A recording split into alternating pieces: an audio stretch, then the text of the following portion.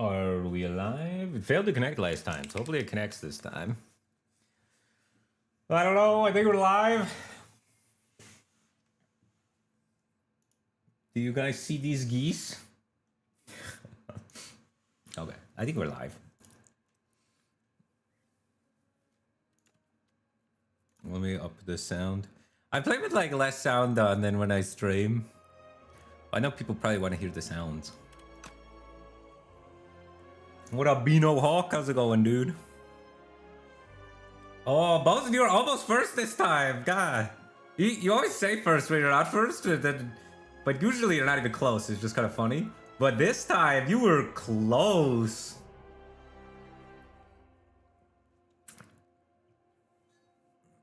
Oh, it's actually Ben O Hawk. All right, that makes sense. Kind of like Tony Hawk. Tono Hawk. I don't know what I'm talking about. Benno Hawk.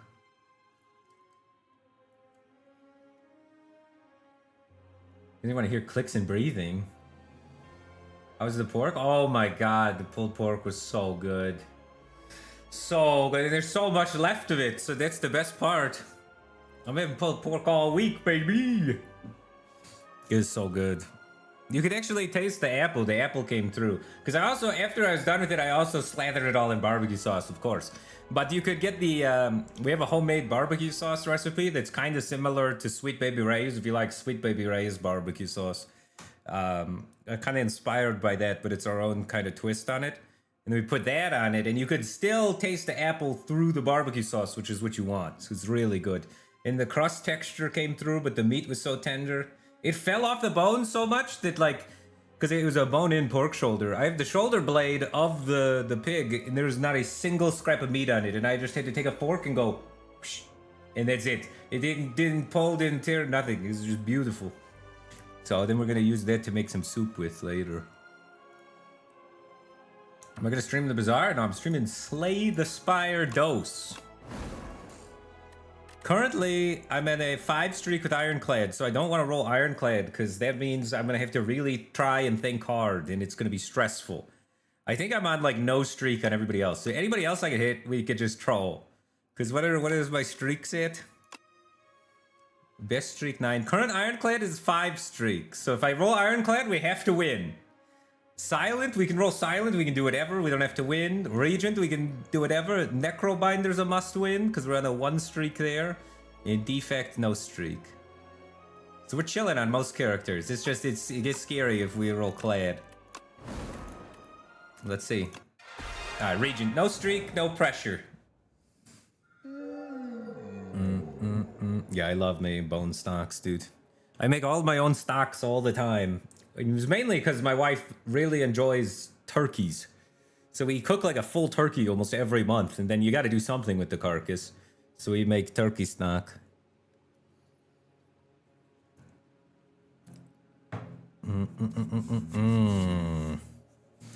Niall's Fury, Booming Conch, or Hefty Tablet are the options. We're in the Overgrowth. We have... This path is nice in terms of dodging hard hallway fights. This and this are both great. Early shops are pretty fantastic on the character, but it means we're going to be encountering a hard hallway fight either here, here, or here. It's a little spookier overall.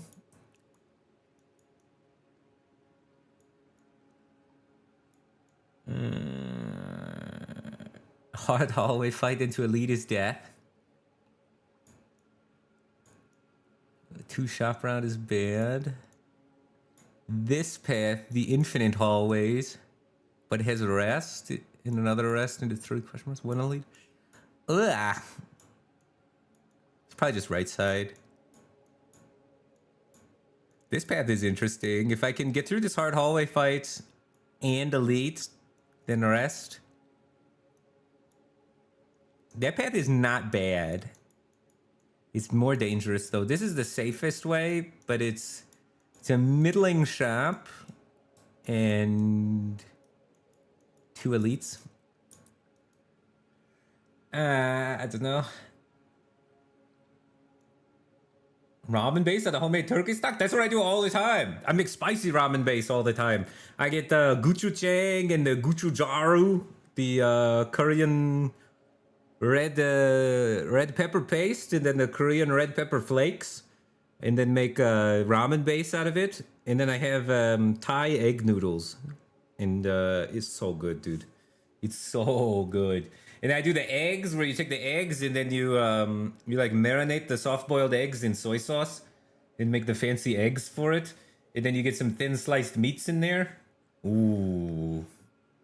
Ramen is one of my favorite things to make. It's actually like way easier than you'd think. And I make it in a... I'll show you... Look how big my stock pots are. Let me show you my stock pots. My stock pots are crazy.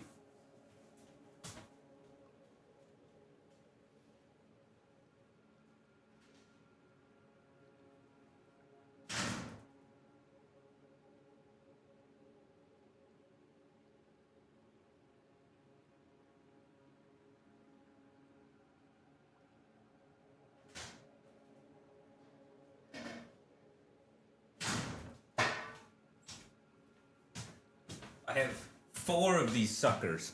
4 of these giant graniteware suckers. 4 of these massive honkers. And they have like the pressure gauge and the temperature gauge on top and everything. And I use it for making all my stocks and soups. I have 4 of them. There's so many I have to store them in the garage.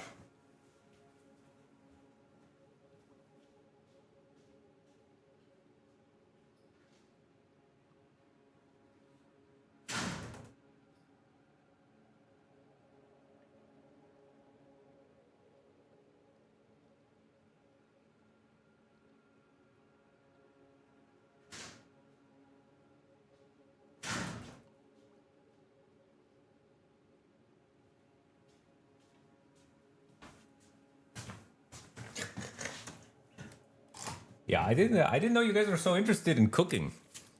I do a lot of cooking. I cook every day for like almost every meal. So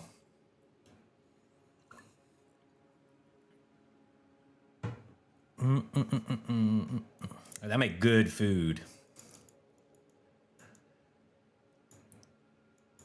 All right, what is this path thing we're doing? Fully versing 2 elites, booming conch isn't as valuable. Nia's torment could help me to get through those hallways.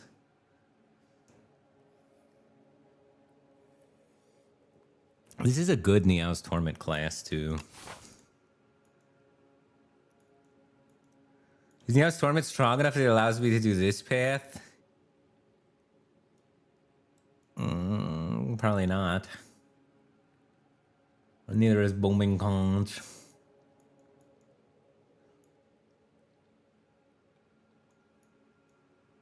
I'll probably take booming conch. Pretty close. I'm not a super fan of either of those ones, honestly. I don't have to play Venerate in this cycle because we started with the 3 stars, so we'll have enough stars to play this, but then that means I have to draw Venerate before I can play it again. So I could just play Venerate in this cycle to guarantee, because this fight's going to go long. This is 47. We're going to need to cycle again. Just don't have enough damage. Did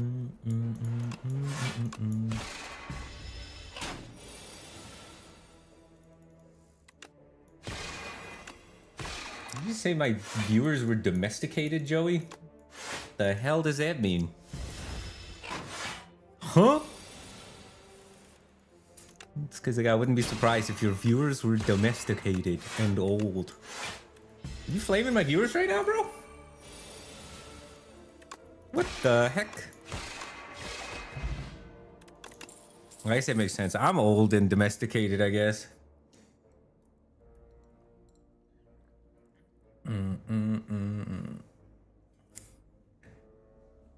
The viewers aren't even mad. The viewers are like, yeah, that tracks. I'm old and domesticated.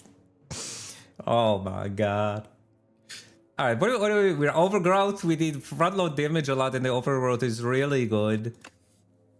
We see the community rates of Refined Blade here is the obvious pick choice with a 28% pick rate, 50% win rate.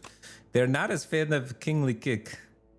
Kingly Kick has been skipped 25 times in this spot. The Hidden Cache has been picked 23% in this spot, but has a lower win rate. So according to the data, Refined Blade is the way to go here. But I'm looking at this Kingly Kick, and I'm thinking I want to kick things. Everybody skips it, which is crazy. I don't have personal data in this spot. But yeah, I think the data is driven per the floor when you see it, and people are more inclined to pick the Refined Blade. And I personally am picking Kingly Kick, man. 4 mana deal 27 is bad. Well, it's 3 mana deal 27. 3 mana deal 27. Well, VM services, people skipping it are bad, and VM service is big pro. So, I mean, that's all the confirmation I need. Let's go.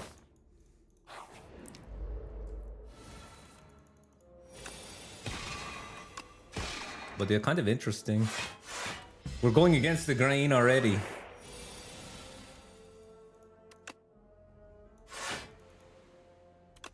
We're going to need Snars. Don't have enough damage, or do we? 3 mana 27, but we take 30% less of 27. So we take 9 off of it, so we're doing like 19. So if we hit him with 1, he should set that up. I mean, we can just hit him with both. Let me draw it and kill him with it. Don't have to screw about with the Venerate. It rounds unfavorably for that one. Weird. People pick Devastate? Oh, no, they don't. 8.5. I'm pretty sure it's the skippers. I don't have the star economy to support any of this stuff. And we already have our damage card for the act for the overgrowth, so we should be chilling. Now we're kind of looking for more block cards.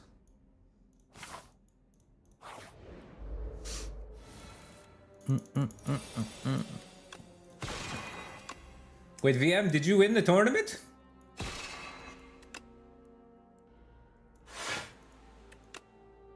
When we draw our 27 thing, he's dead, right? Or what? Not if we draw it next turn. So I may have to cycle through a round again. If I'm going to cycle around again, then I might as well get this so I can weaken him again. He lost by 3 seconds?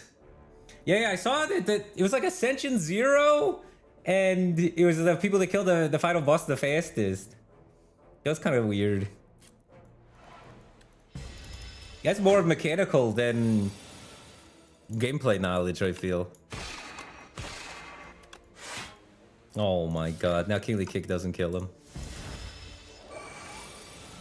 Should have just hit him. I misplayed this fight because I didn't look at the attack pattern. I should have known he has to turn off and that I'd be able to just full mana kick him. But I never get punished. But I misplayed that fight, but didn't get punished. Easy. The data says Be Gone is the pick. Data showing 44 people,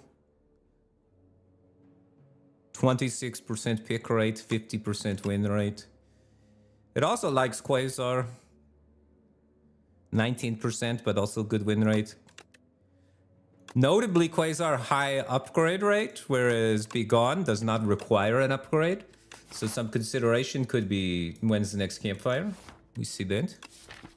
And do we have anything we want to upgrade? What's the upgrade rate on this? Nobody picks it except me, so there's not a lot of data on that. Upgrading this, we don't have to worry about the eels. So we don't necessarily need to upgrade it, but it is a powerful upgrade. As you can see, 8 damage for 1 upgrade is crazy. So I kind of have an upgrade in queue. And smalling my deck improves the Kingly Kick synergy. So I think Be Gone works better and works better with the idea of what I want to upgrade, since I don't want to be upgrading this. And this card is only really good if you upgrade it, because you want to upgrade a colorless card. So I think for those reasons, Be Gone slightly edges out Quasar, but I can see Quasar being the pick as well. But we're going to take Be Gone. Be Gone!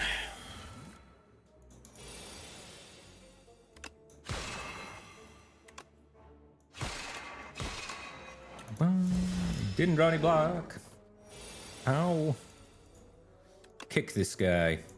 Alright, next time I draw that, he's dead. So all I need to do is not take damage and draw that again. If I draw it with the Be Gone, it's lethal. Otherwise, 2 defense. Taking 4. Kick him. Refined Blade, we don't need damage though. Photon Cut synergizes with our deck, but is a not block card. But interestingly, does synergize with the Kingly Kick for if we need to be stronger during Act 1. Hidden Cache scales into the future the best, allowing us to have an identity and a plan for Act 2. Are we at the point where we want to do Photon Cut to try and double draw the kick? Or are we saying our deck is strong enough that we don't need to be double drawing the kick and make it stronger in Act 1 and focus on trying to build synergies towards Act 2? That's the question.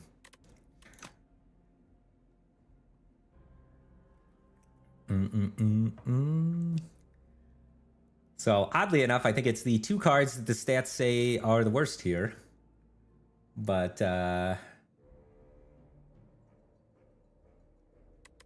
yeah. It only has a 20% upgrade, right? But it also... Wow, this is a 50% upgrade rate. People just love getting stars, man. I'm pretty sure we're strong enough to just punch through. I'm just gonna upgrade my kick, and then we'll be chilling. I don't have any AoE for Frog Parasite, so Frog Parasite could be annoying. Frog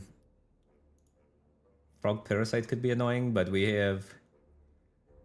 Bygone Effigy, we should be fine versus, and Verdanus, we should be able to both rush down pretty easily.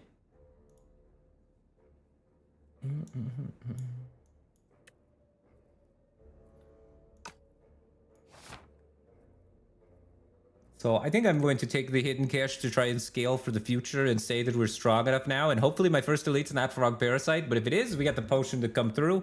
We also have really high potion chance. We could get another potion. Oh no, no more fights. Maybe no more fights. I think we'll be able to make it through. So we can speculate on Hidden Cache. But it does make me weaker right now. And so there is a cost to it. It costs me some amount of life to take it. I don't know what that number is, but it's non-zero. Just to have this in my deck to get no immediate use, but then it allows me to pick up any of the star cards I see. So hopefully I can get a good star card. Oh, what is this?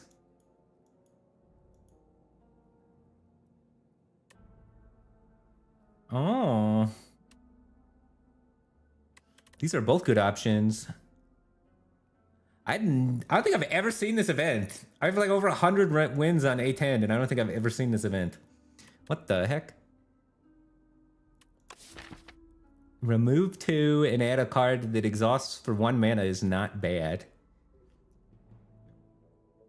And then I could just Kingly Kick even more often. And I also already have Begone to get rid of the thing. So this is obtain a random relic. It's fair trade prices for the relic, I guess. Because what does relic cost? Relic cost for a regular relic is 149 to 210. So it's an on sale relic. But the small deck works with what I'm kind of doing. So I'm kind of more interested in small deck. I think I'll take the small deck.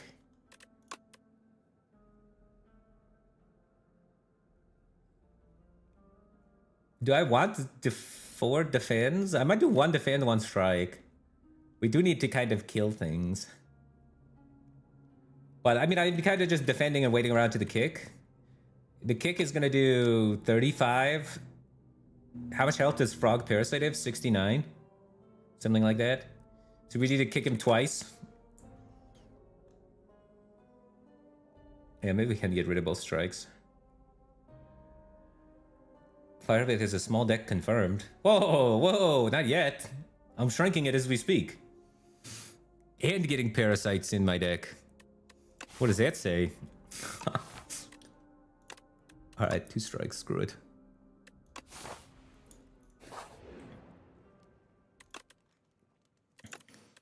We're pretty invested in the kingly kick. Nice. Not Frogman. So I need to play this twice and what to kill him? If I play 3 strikes, or if I line it up with vulnerable, but I'm probably not going to. I want to draw. I'm just trying to figure out if I could kill him fast enough to not need to defend much. I'm definitely playing this.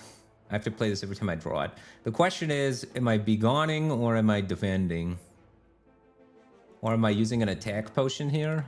I could also use an attack potion and then get potions here. And I also have 72.5% chance to get a potion here. So I feel like a really high odds to get my potion replaced. So if I use this here, I might be able to get something that vulns him. Or is there attacks that vuln him, actually?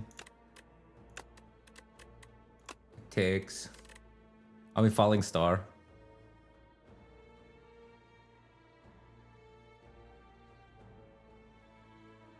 Falling Star, like Comet, stuff like that.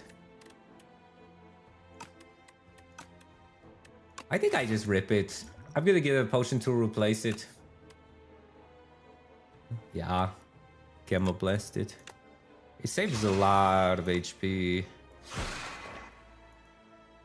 Now I can most likely kill him in time. He's going to be, so this will be 12 plus 18, which is 30. So that's enough to kill him. So now I can defend, and then next turn I kill him if I draw these 3 cards.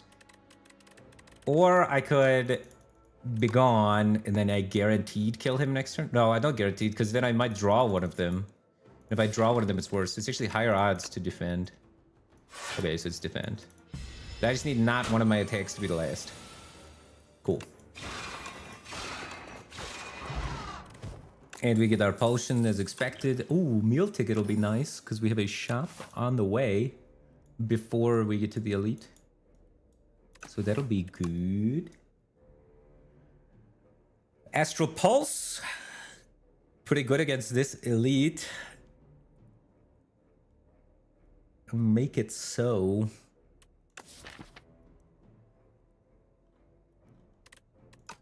Or Hidden Cache. We took our Hidden Cache. I think it's time to take our Astral Pulse and get the payoff. Then we have AoE and single target, and we're nice and versatile. It has a 6.8% pick rate, 40% upgrade rate. So everyone that picks it is upgrading it. But it's most often skipped now since the changes to it, which is interesting. And it has a pretty low win rate.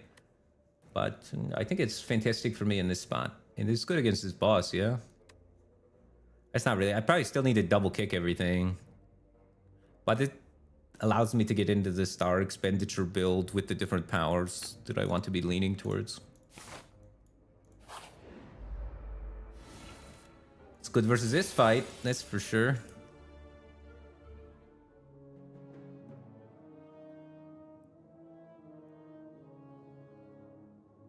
Our potion chance is at 50% still.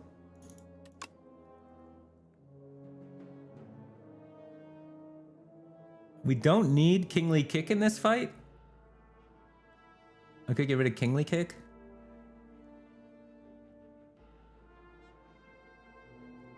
If I draw Astral Pulse, it could kill things.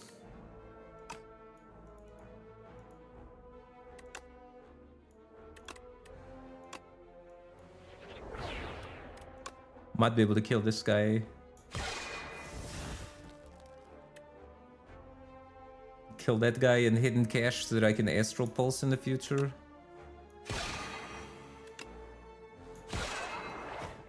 I also could still Astral Pulse if I draw Venerate the same draw, but it's a bit unfortunate. It's missable. I'm gonna have an Astral Pulse Strike. So I can't actually kill anything next turn, even if I draw the Astral Pulse. Huh.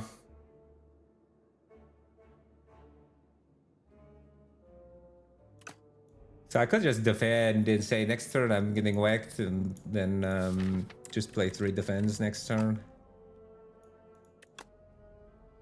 With 2 defense Venerate. But no matter what, I'm getting hit next turn.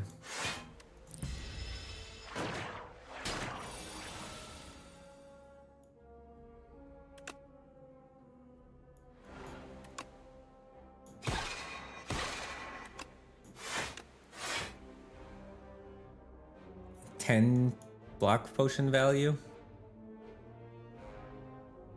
Call that good enough?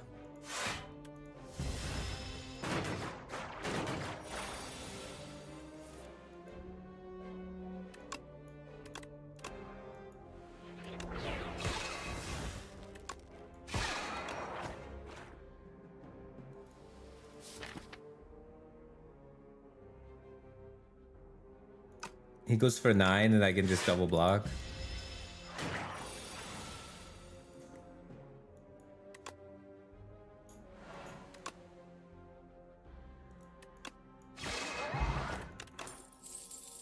Spectrum shift. That is away from the star expenditure build and into the random colorless cards go burr build. 84% upgrade rate, 40% win rate, 25% pick rate. Alternatively, Cloak of Stars is appealing as well since we have the star stuff going on in the small deck.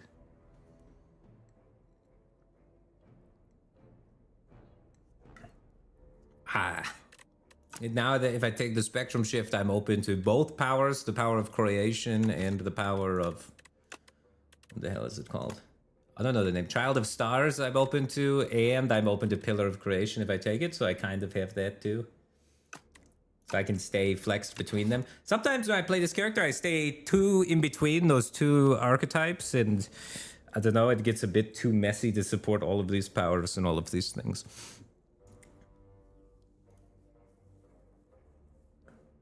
But it is a powerful card. The elite we have coming up could be Frog Parasite or could be Effigy. Against Effigy, it's bad, but we should crush Effigy either way. Because we just kick him. So we can probably hold it and not take too much damage, and this is also bad against Effigy. It needs to be upgraded. We have an upgrade coming up. Okay. Gotta remember to use that relic. I often forget. Hand of Greed. Oh, oddly smooth stone. Tea set. Belt buckle. Wow, wow, wow.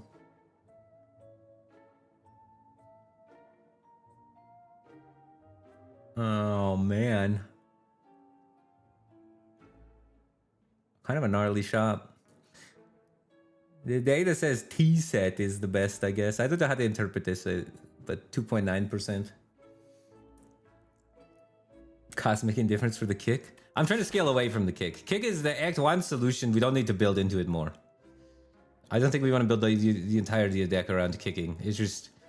0 mana deal 35 is not endgame solvable. But it's good for now. But it doesn't need support to be good. We could just kick things. And then we're trying to build into like either stars or generate random colorless cards as solutions. So card generation or stars. Expenditure.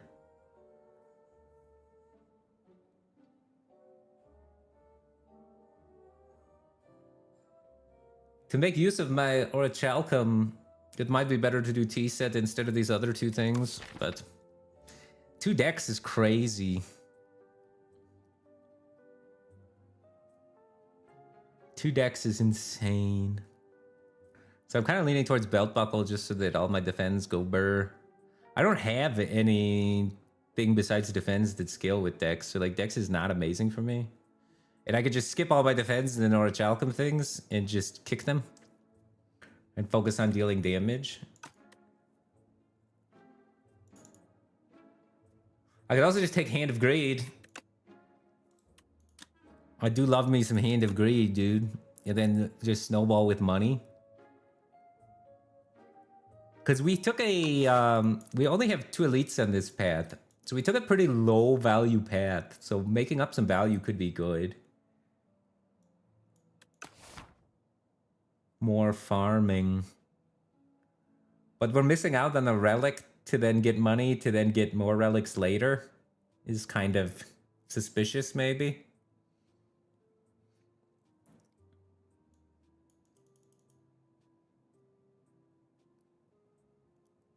Probably just taking the belt buckle.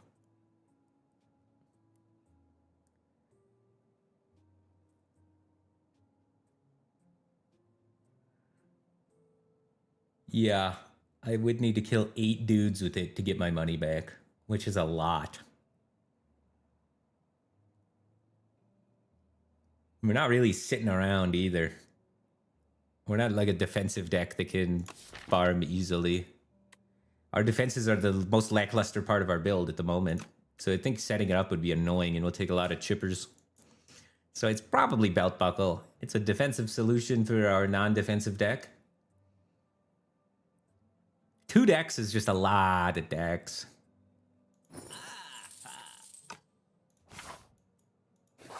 Dex is OP, guys. Alright, no monsters and question marks. Gotta upgrade Spectrum Shift so it's playable.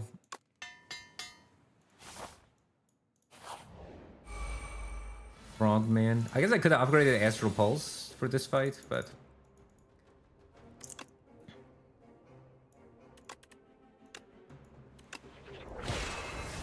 Oh.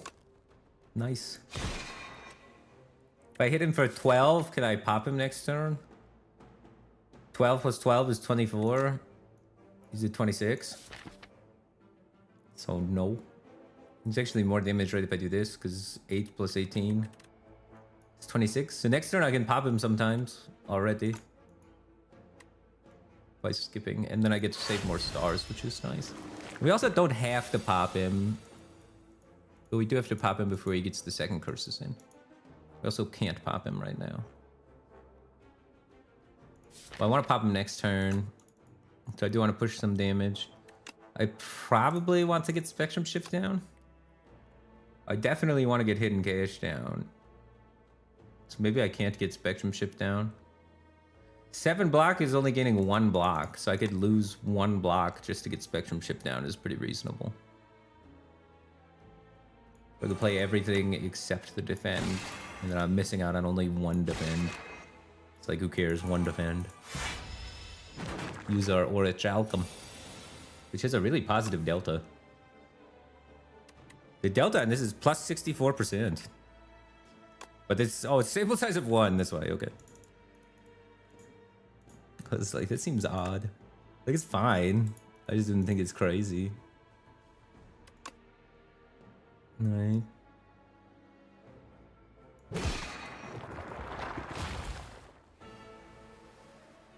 I still have enough stars after using Falling Star. What's 8 plus 9? 17. We could set up 2 guys to die to the Astral Pulse, but we only get Astral Pulse half the time. Or we could try and focus 1 to get him really low. We only have 1 with 2 strikes, I guess. If we don't get the Astral Pulse.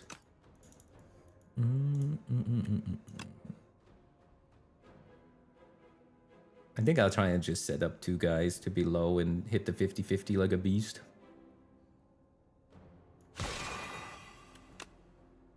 Worst case, I can double strike the first guy, you know. And then we don't need to defend because we have our Orichalcum.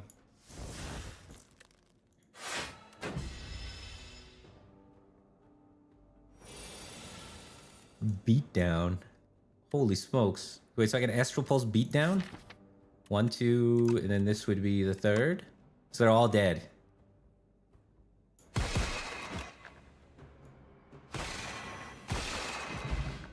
Beautiful. Alright, let's see the card first. If we get a skill, we might be able to upgrade it, right? We already have AoE. We already have single target. This would be the time where we could take Photon Cut and then we could upgrade Photon Cut if we really want to. Photon Cut upgraded draws 2 cards, which could help with our Kingly Kick if we want to invest more into it. But then we also have a Photon Cut in our deck, but I guess it's not that bad upgraded. What's our alternative upgrade? We could upgrade the Astral Pulse because it's a big amount of damage. We could upgrade Hidden Cache because upgrading stars is good. Or we could just upgrade generic block cards so that we could play them with dexterity to gain more block. Just having a little more block might not be bad.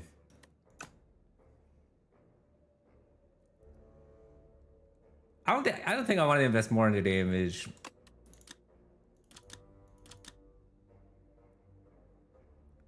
I don't know. I think I skip.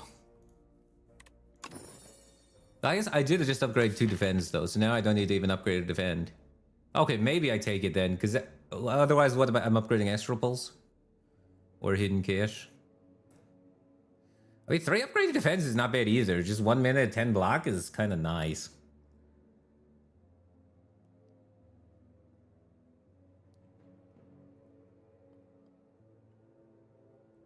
Yeah, I think I could just take it slow and just not have this. I don't need draw, because I don't have any mana anyway. So I think I'm chilling.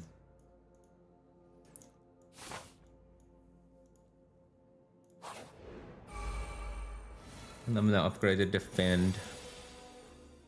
Just be tonky. Because look at these chunkers. 1 minute 10 feels good. Am I playing this pulse? I guess. Getting it in before I get crippled is nice. So the back guy scales, but this guy cripples you. So I don't know. Usually I feel like I can kill this guy and then that guy before he scales too much. Especially since he always takes a turn off. It's just kind of nice. Being crippled is annoying.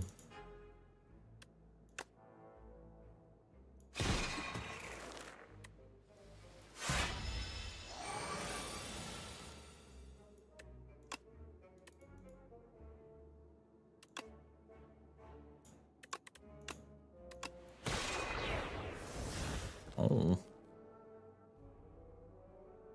It's not even that good.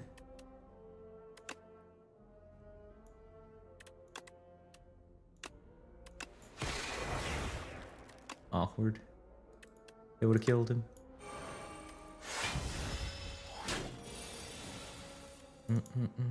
The plugin / mod for Attacker, it is Stat the Spire is the name of the mod. It's a Chinese mod, but you can set it to English mode. It's this one. Stats the Spire. It's a pretty cool mod. And then it makes it so every enemy in the game, when you mouse over, you can see their attack patterns. There's an updater and everything in it too, so it's kind of nice. It's also showing me this potion chance, and it's what is recording my data of all my runs of what cards I play and when I take which cards, so that I can see that. Pretty cool mod. Originally I had like 2 copies of it going, because there's an offline one and an online version of it. There's one that like records the stats and submits them, and then there's one that's just local only, and I had both on. Now I have only the online one on. So I am contributing to the community with my statistics. Okay, next turn he's hitting me. Holy smokes. It's gonna be hitting me for a lot. Hopefully we'll be able to kill him. I imagine so. I'm just gonna send all the damage. And then anything we draw kills him basically.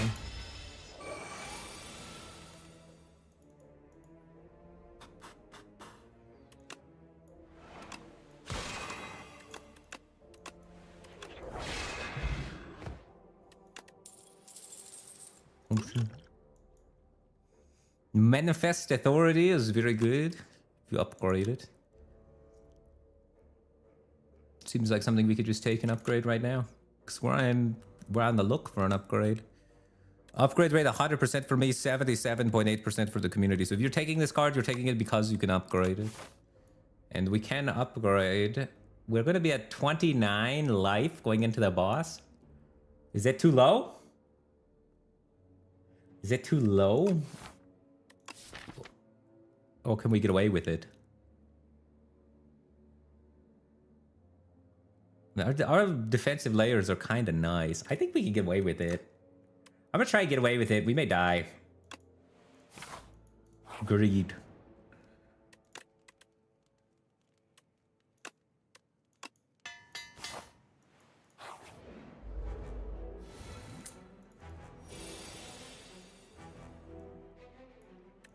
Alright, upgraded colorless card, go burr. But first, drink potion so that we get our decks.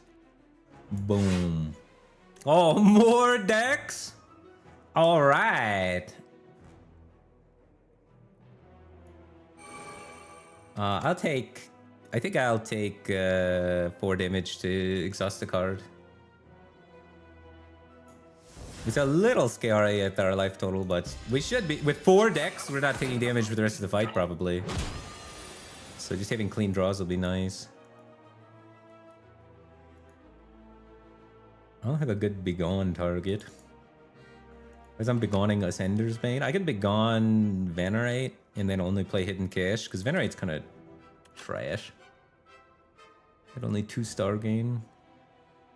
But I do want to be playing Astral Pulse in this fight. And I do want to be killing all these guys. This one has strength, so I guess you target that one. He's about to go into his multi-hit. Can we kill him before the multi-hit? Probably not. I do want to be getting this down.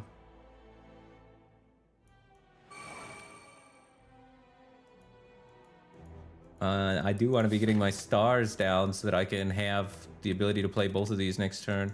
So I think I'm just going to take damage again. I get the Oracha Alchem, so I get 6. Feels bad not using a defend with 4 decks.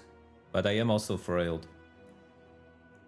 So 8, 10, 11, 12, 13, 14, 23. Oh my god. Yeah, we probably should have rested. We're all set up now. For what that's worth.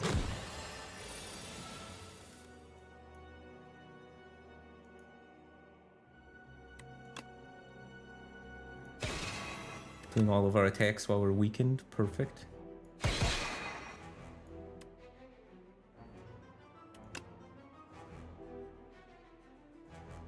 Six plus 9, 15 coming at us.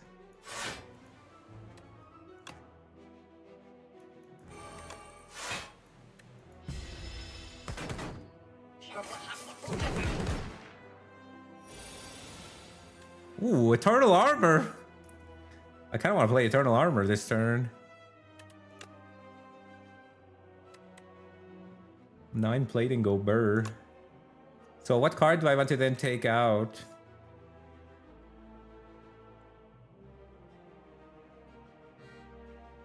If I'm spending all my mana doing that, I want to take out the card that I don't really want to play, so I take it like just a strike.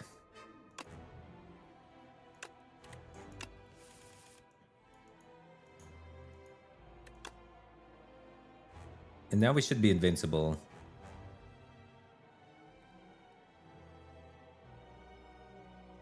I could also like kill the front guy. But it seems too good not to get down. Next turn I can Astral Pulse again.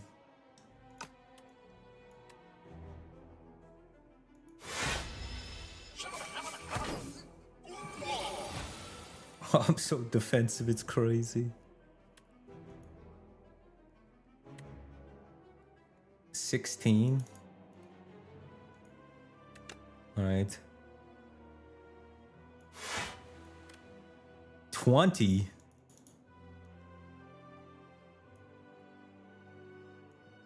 How much is coming at me? This is a lot. I'm at 20 already. I could kill a guy, and then there's 22 coming at me. I could also like Hidden Cache, Astral Pulse, defend again. I take more damage that way.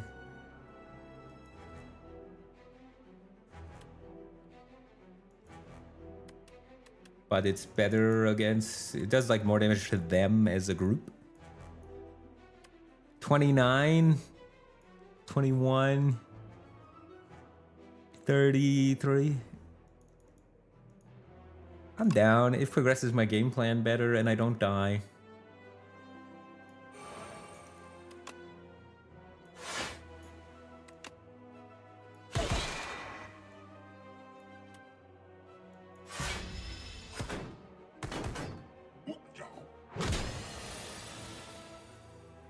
Bestin.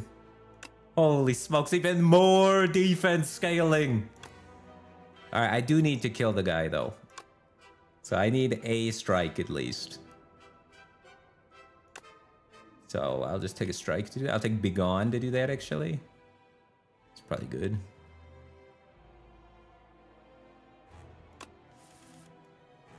Oh, I guess I could take Astral Pulse to do that. That would make more sense.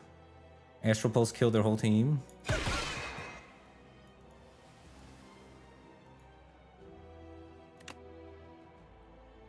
I don't think this guy's ever gonna damage me again.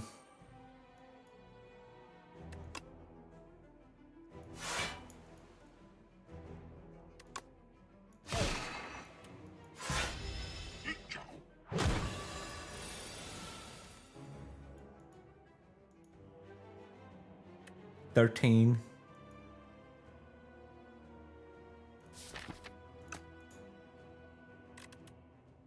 Holy. So I can play this in full block. Jackpot. Not good.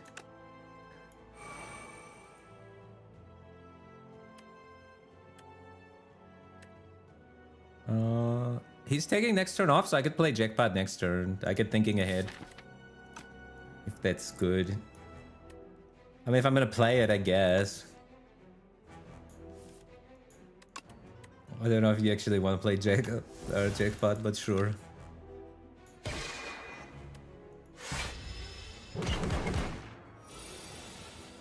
Purity. And I need to weaken him with the Falling Star.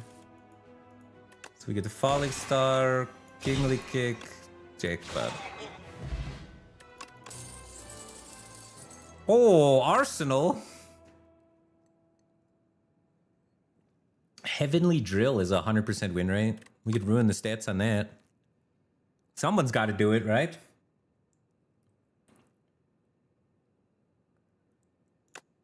We don't have any men again. Beat into shape.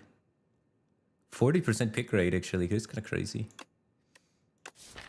We make a lot of cards, so Arsenal's going to just print us strength, which I think is going to be pretty powerful. We don't have any multi-hit cards, but I don't think we need it. Just like we have Astral Pulse, I guess. And we're printing cards that will eventually be multi-hit and do stuff. So I think it's Arsenal. 41% upgrade rate. It upgrades to being an 8, which isn't bad.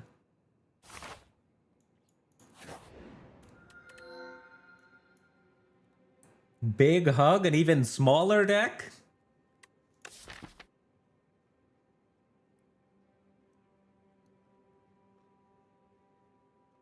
We don't care about it. The Big Hug will generate strength with Arsenal, right? And then we can begone all of the things, so it's probably Big Hug. And we get 1, 2, 3.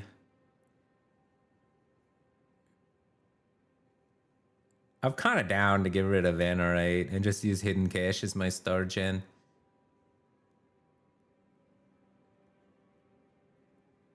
Because the defense are kind of good. They're 1 mana 7 block. And then on my first cycle through, I have 5 stars, right? So I have 5 stars, I expend 5 stars. And then I can eventually play Hidden Cache during the cycle, and then I'm good. If I get upgraded Hidden Cache, then I can go 5 for 5. And then my cycle is perfect star economy. But before upgrading it, I have like bleeding 1 star.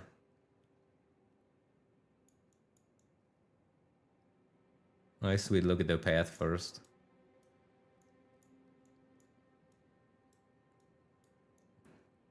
$168 gold.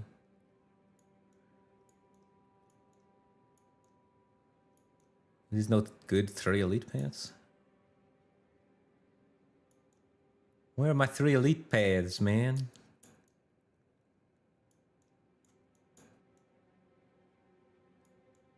All I see is 2.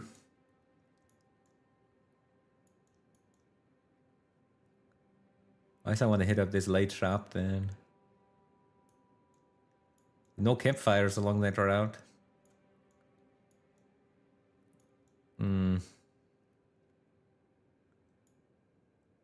We could not shop on floor 2. I'm really strong, I think. Triangle Man, Centipede, Bee Man. We should be able to just like crush all of them. Triangle Man will incur some damage, but we're attack based for the most part, so.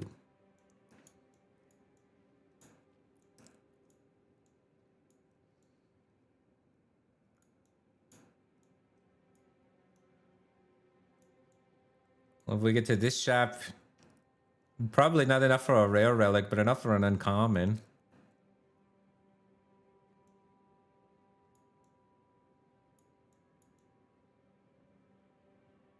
It's because I wanted to hit some campfires. Could also do no shop and go guarantee campfires.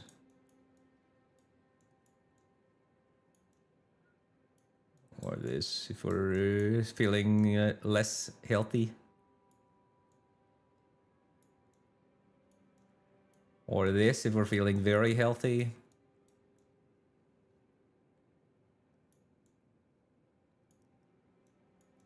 And then option for shop. I don't know, it seems like it has the most options left side, which I kind of like. Which means late shop or no shop, depending on how we feel and how much health we have and how strong we are.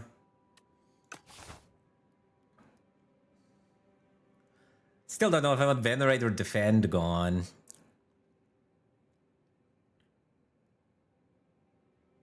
Probably wild to remove Venerate.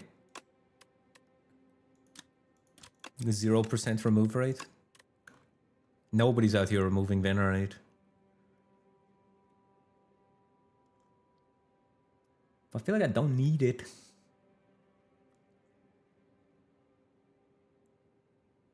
I'm doing it. Screw it. Out here being different.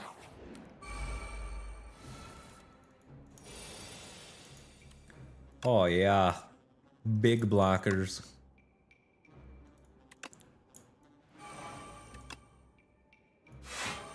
The bomb.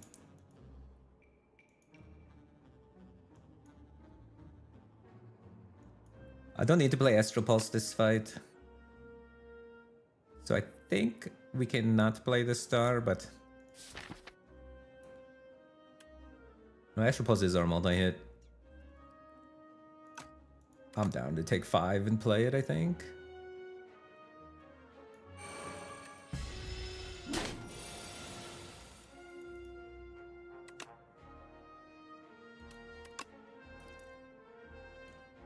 The heck am I begoning in this hand?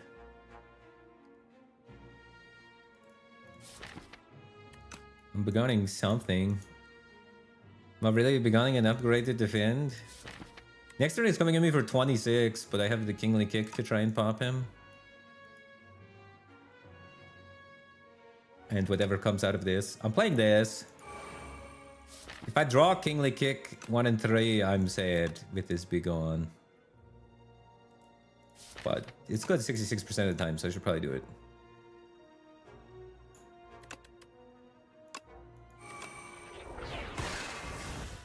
Alright, I hate everything.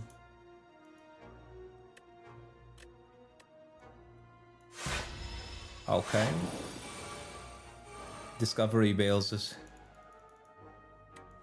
It's like the worst draw. Oh, Celestial Might. Is it pop? 33, the pops. Told you'd bail us out. Never doubted.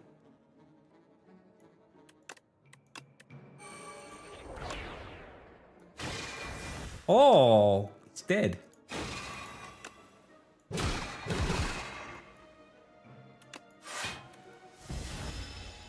What up, Tic Tac? How's it going, dude? 42 plus 18 is more than 41. 42 by itself is already more than 41, to be honest with you. Which is all trash. I have been neglecting Photon Cut. It needs to be upgraded. I just think I'd rather upgrade defensive options still. I want to upgrade Hidden Cache next, or Arsenal. So I don't think I have the time. What's your current streak? The current personal best is 9 wins in a row on Ascension 10. So 9 in a row is best. The best on single character is only 5 right now this patch. 9 was last patch. This patch got a lot harder. This patch, the game is harder. So I'm only 5 so far in this patch. And it hasn't been out for very long, so I haven't got too many reps on this patch. But last patch we had 9. This patch is currently 5. 9 rotating or just clicking random? That was with Necrobinder. 9 last patch. Clicking random, I don't know what I'm at right now. The game doesn't keep track of you clicking random, and I haven't been keeping track of it. But not 9 non-random. My current active streak is 5 in a row on Clad, and I think I lost my streak. I lost my streak yesterday, but I think I had 6 on random the other day, and I lost it yesterday. I did a random run yesterday and died, but I think I could do Clad to probably 10 or higher this patch. I think Clad's busted this patch. Clad does not give a shit about new triangle guy, and he does not care about Aeon Glass. So like all the things that they did to make the game harder, Clad doesn't even worry about. So, but I gotta pee. I'll be right back.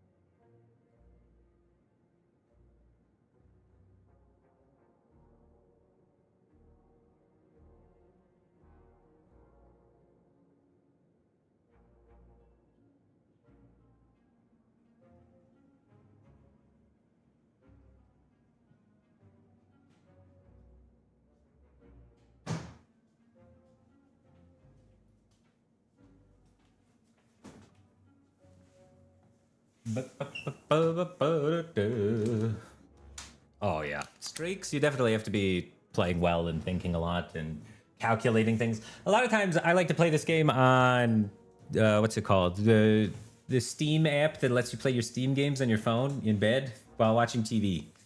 And then I put on some TV show, and I'm playing Slay the Spire while my wife is watching her shows. We're just kind of hanging out. And so I'm not super focused on streaking. Unless I roll Clad. Unless I roll a class that I have an active streak on. If I roll a class I have an active streak on, then I perk up and pay attention. So if I roll Clad right now, I focus. But other than that, I'm usually just chilling off stream. So I haven't been super focused on trying to get good streaks. But eventually I should. But yeah, if there's a class with an active streak, then I'm like, oh, okay, I perk up. If it kept track of my random streaks, then I'd probably focus more. They should add that feature, dude. The devs should have a random streak tracker too. I don't know why they don't. Oh yeah, drink it up.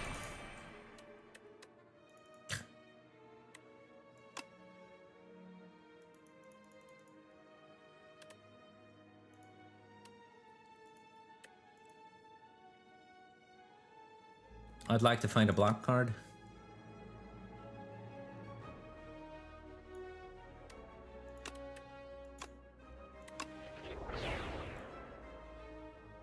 This guy just keeps hitting you for 8 and blocking every turn. Okay.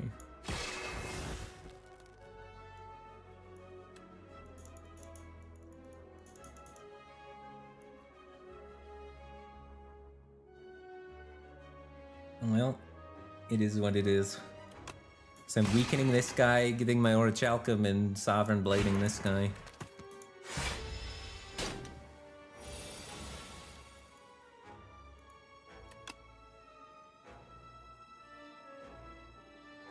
I'd rather get down Spectrum Shift, I think, than Arsenal.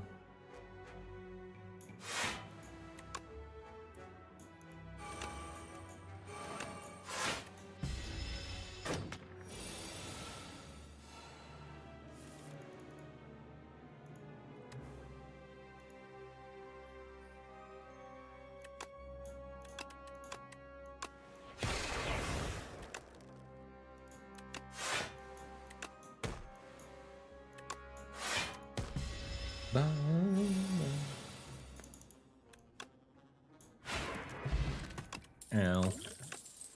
Taking any damage in that fight's a bummer. Ooh, Celestial Might as a finisher? We need that? It scales a lot better with the strength from Arsenal, but it is kind of a crapper finisher. It scales 3x better from the strength, but it's also just some attack that I'm adding to my deck that's not great. I have Kingly Kick that's doing that job currently. But when upgraded now, they changed this card. It used to just do more damage, now it goes 4 times. So scaling 4x with the strength's not bad. But it's like, not amazing either.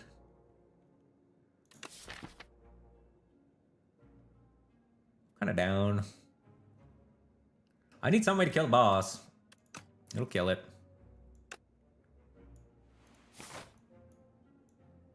It really wants the upgrade, so it incentivizes this path.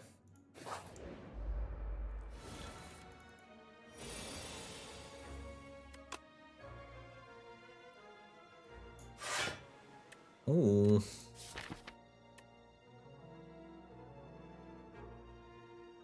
Probably better to play my Spectrum Shift and get my stars, but it'll be nice to get the Catastrophe on the second rep through.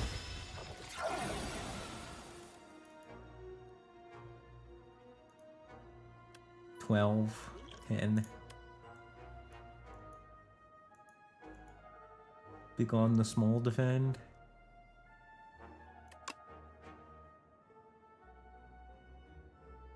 Do I really want to use all my stars?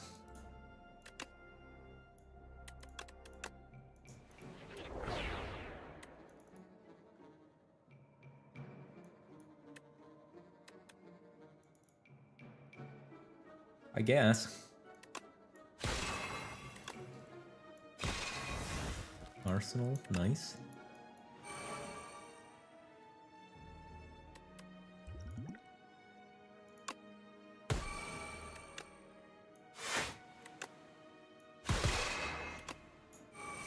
This fight's kind of annoying.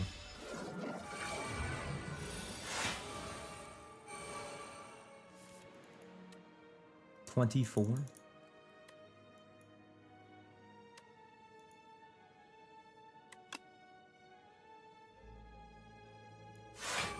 Ooh, finesse.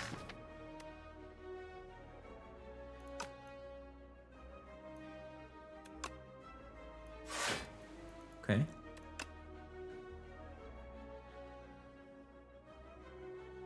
I guess I'm still making progress in the fight, even if I'm just killing this guy over and over again. This guy's attack pattern is random. He just picks one of these 3 actions every turn. He either does his 11 or his buff or his 7, and his... All of those numbers will be +3 right now because he has 3 strength. Oh, we'll see. Dude, this fight in duo is hell. This fight is crazy in duo.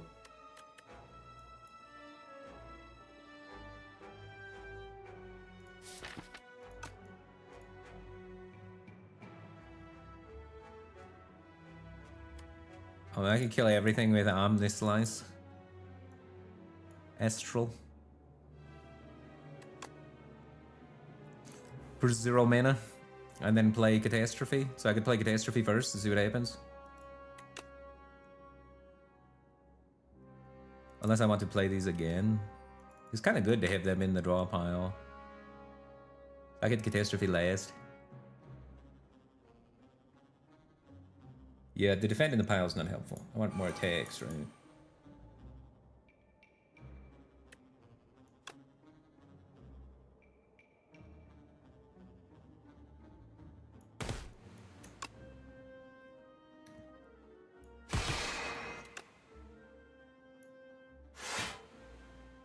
Oh, I thought that would shuffle and continue.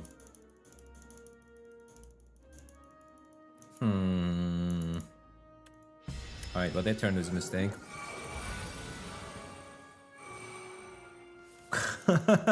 I thought it would keep going. It does not.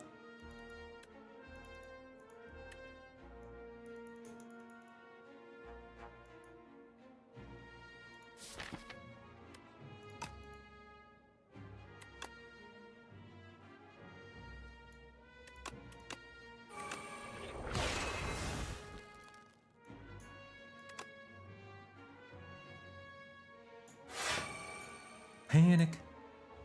We could panic button rush boss. I don't think we had to panic. We could just kill this. Nice redraw to hit panic button though. I think we get out of this without taking any damage. Salvo's nice. 1744. Do we have lethal? We have lethal.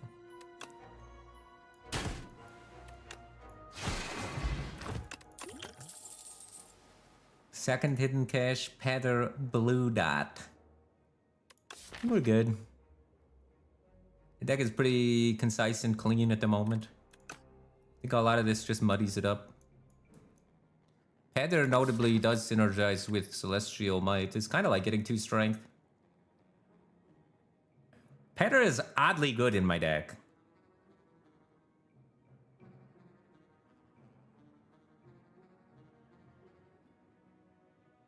The only thing is the Begons, I guess, mess up my Petter.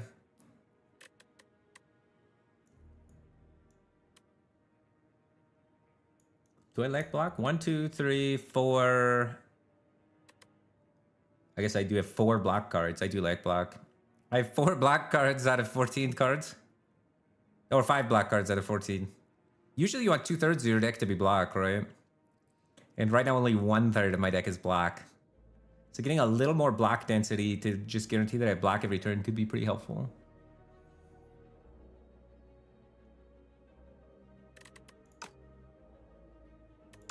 Okay. I'll take a Petter.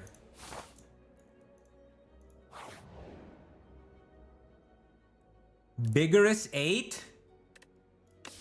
Holy Celestial Might. Celestial Might just got a whole lot mightier.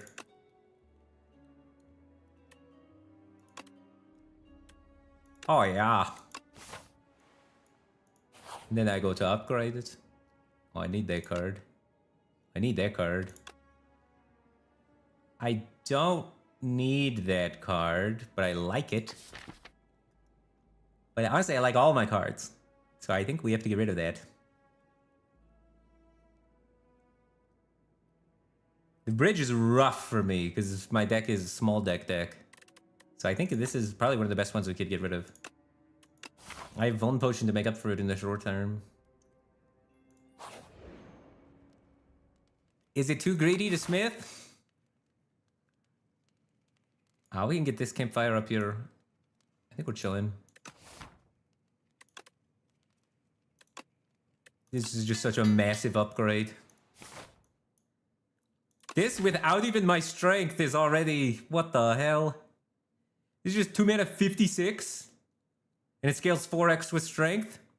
And it scales with Petter. It is mighty.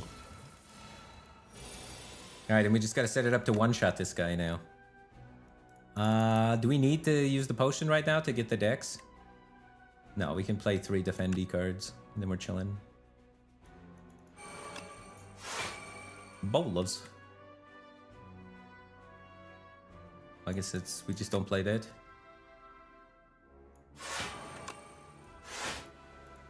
So he does multi-hit, regular buff, multi-hit, regular buff, multi-hit, regular buff.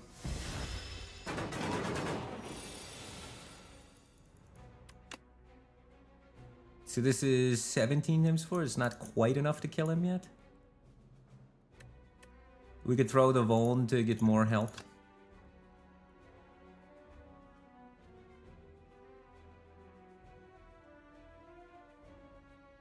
We could draw all the days next turn. It doesn't matter because he's not doing anything as well. So we could also just jam 100. And then he takes his turn off. We draw the days. And then we hopefully draw damage after that. Also, we get close to killing him, right? We do 100 this turn. And then next turn we have this, which is 14 plus the Vuln. He's like almost there. Come down to smack him.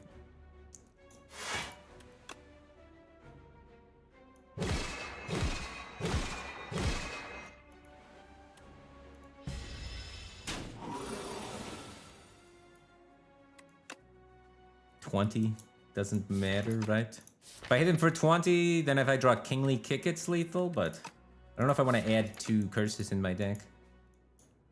I think we just pass.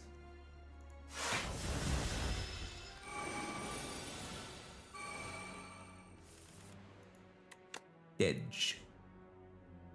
40 plus 8. And then we get Begone also. Which is Begone. So this will do 6, 7, 8 to 12 plus 48. And we gain another strength. So 13.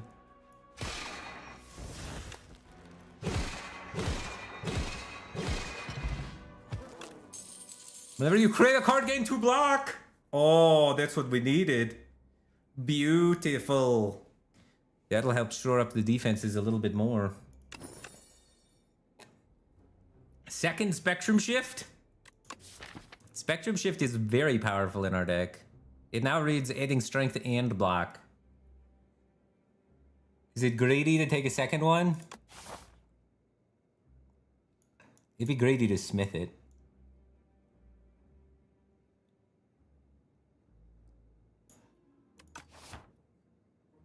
It's probably greedy.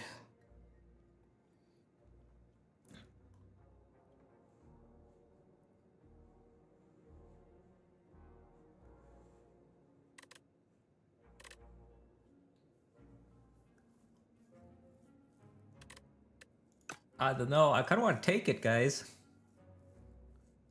I think I'm taking it. It does make redrawing my Celestial Might kind of annoying once I've flooded my deck with nonsense. Dude, is that Pennywise? The greatest Legion TD2 caster of all time? The man that puts the Legion TD2 competitive scene on his back? What up, dude? How's it going?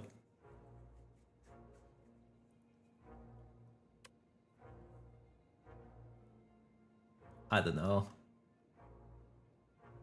I can't upgrade it right away, so it's less good. But I mean, we have this relic. It's incredible, so it's pretty powerful.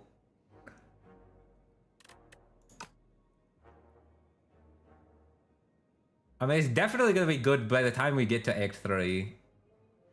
We definitely want Pillar of Creation more than we want Spectrum Shift. We were not offered Pillar of Creation, we were offered Spectrum Shift. Penny's obviously the second greatest. Yeah. Sorry, Bosun, I forgot you're the greatest caster. My bad. Ah.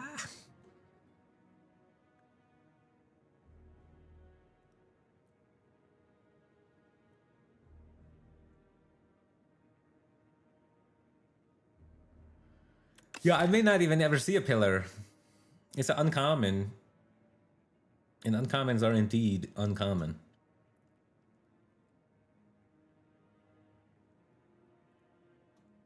I'm taking it. I think I'm taking it. This could be the spot where we went astray, but I clicked it. Oh, mana good.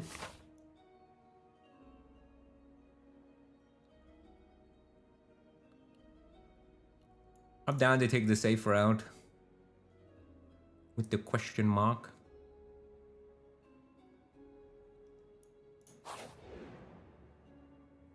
Happy Flower. Horncleat.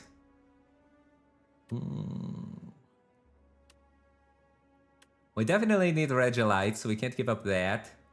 Belt Buckle is less good than it was previously, because now we have the Spectrum Shift Regilite mana or block gain engine, but Belt Buckle is still very powerful. Meal Ticket is doing nothing for me, and Horncleat does something. So, I think it's Horncleat. I'm not seeing a shop on this floor anyway, right? Because I can just go this way and not see the shop. Because I want to get the rest in. And Horncleat is Giga S tier.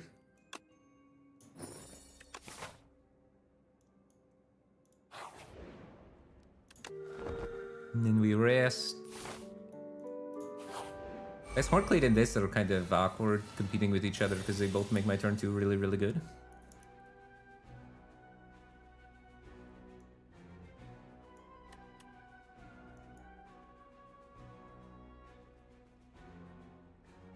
Pushing 35 or setting up for future turns? What do you like? Kind of like setting up for future turns more. I feel like 35 is not that big of a number.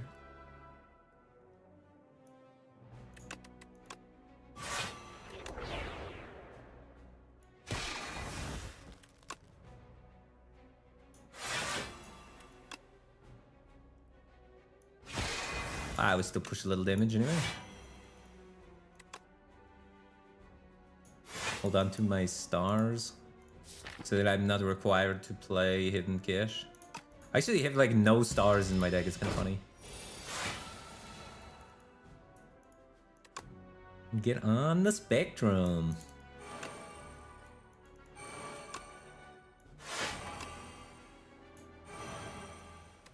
Alright, we have enough stars for the whole fight too.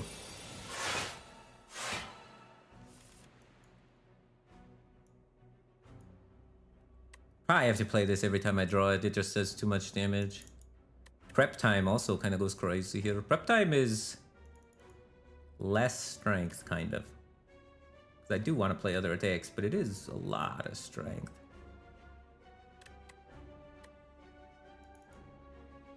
Don't want to play any defensive thing. I guess I could technically, this gains me 1 health to play Manifest Authority. So I could Arsenal Prep Time Manifest Authority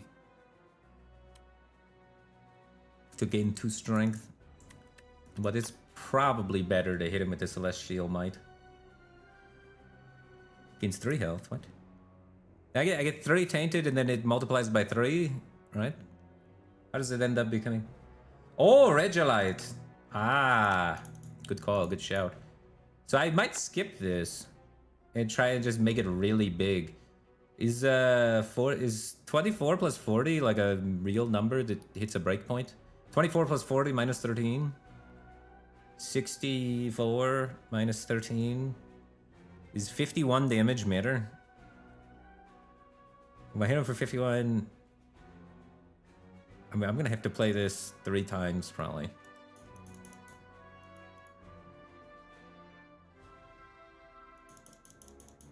I'm kind of interested in this prep time. Means I'm not playing Astral Pulse.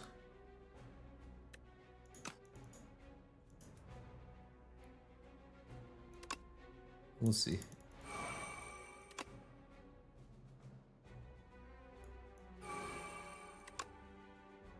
I guess I shouldn't have played it first, but skipping this feels wild.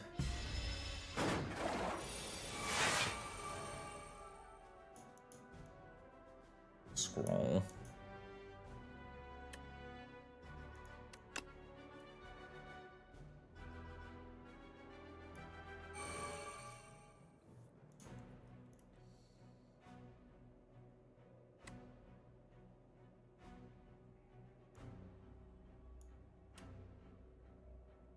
I mean, you probably play this still. Or, because then I also get to play this, so I play this first. I don't think I'm gonna make up as much damage as I lost by not playing it, but I guess I got some healing too. So hopefully I can still kill him in the same interval. So I'm playing this, Kingly Kick, Defend. What are my draws? And he's doing 17 next turn. It's fine to draw defense next turn.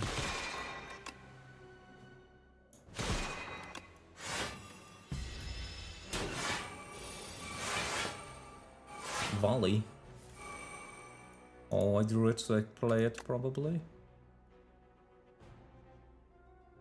Splash might kill him. Is anybody gain strength this turn? Not really. Splash gains strength. So 24 times 4 is what? 96?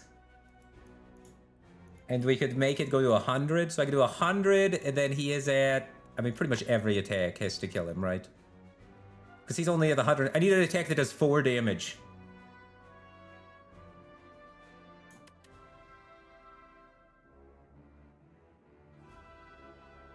So Twin Strike is the best. 7 strength. 12, 12, 24. I guess Meteor Strike still beats it out.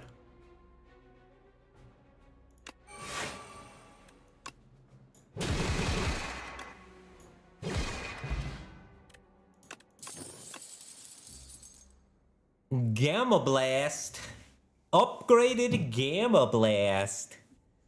Ooh, baby. I'm kind of into that because we had to lose our Fallen Star on the bridge.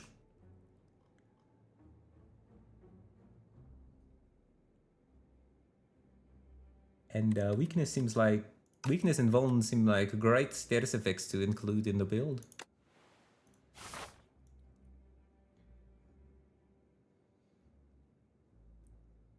Do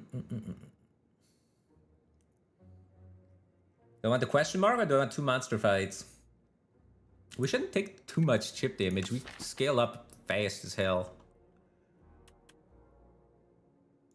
I'm not super familiar with the event pool, but there's a couple of events that force you to get things. We have 8% treasure chance, 12% shop chance. So 20% we get something kind of good. Oh, wait. Oh, yeah, we never get monster fight. With our health total, never getting monster is kind of nice, actually. 20% for something good. Honestly, the one that forces you to add a card that hits 4 times, which isn't even bad, and it's AoE. So I'm kind of down. Kind of down for events. And I like the idea of hitting a shop high roll. I like that idea. Oh.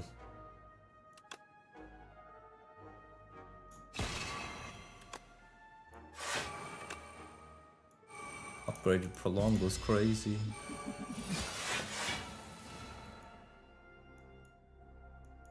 This hits 4 times, so I hit myself for 20. Yeah, I guess I could hit myself for 20.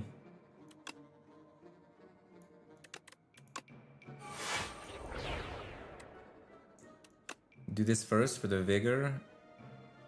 He's dead.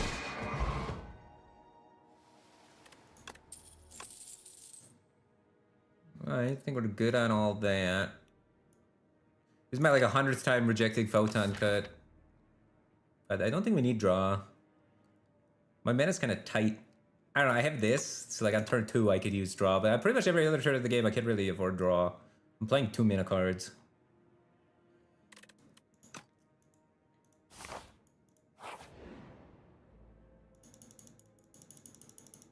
Aww. These suck. Minus 50 gold.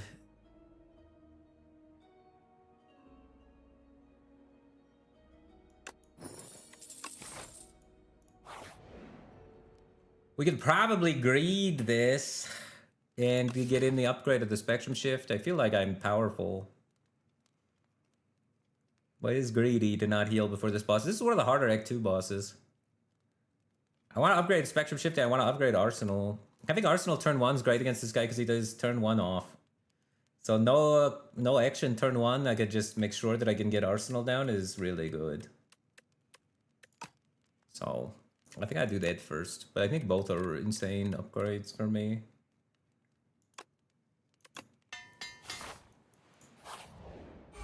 We've been really going into bosses injured though. Oh my god. We're in.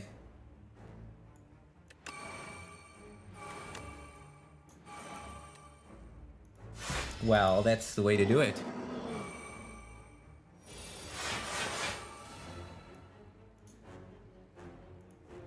I'm already full blocking?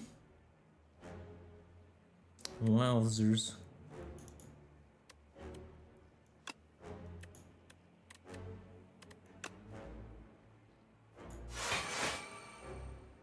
That's a good redraw.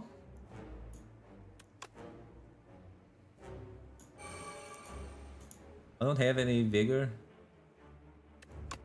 I could play whatever.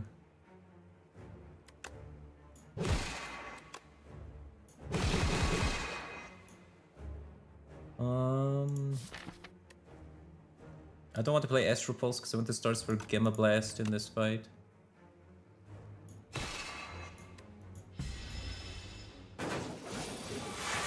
Master of Strategy. I'm a master. Let's get rid of Jackpot though. Don't need that trash. Jackpot more like Trash Pot. It's like a draw first.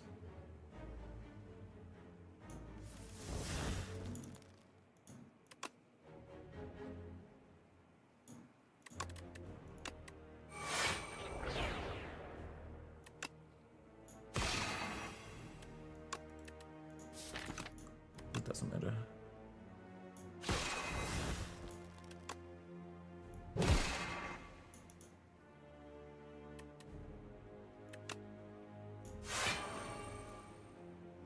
I don't need to escape, I'm already at 4 ticks, so that's chillin'. We just block.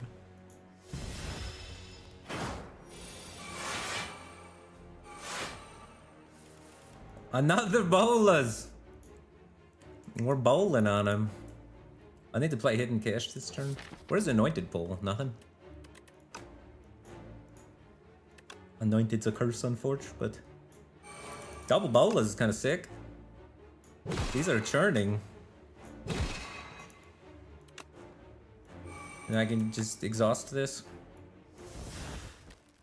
And I'll keep Dark Shackles for the redraw. He multi-hits next. And then he multi-hits again. So I'm probably not gonna have it, but...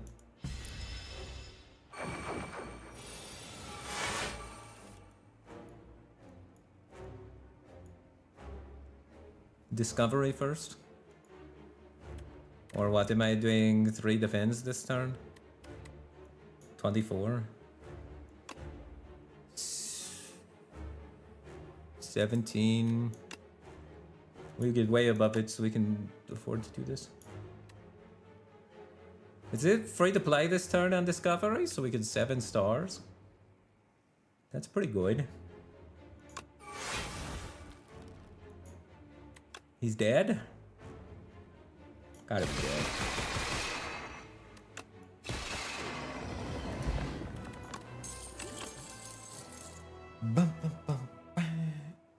Dude, we could inflate the win rate of Monarch's Gaze. It's bad, but we could pick it and then troll people in the dataset. Because our deck is so strong. The community's picked it 15 times. I don't think we need any of this trash.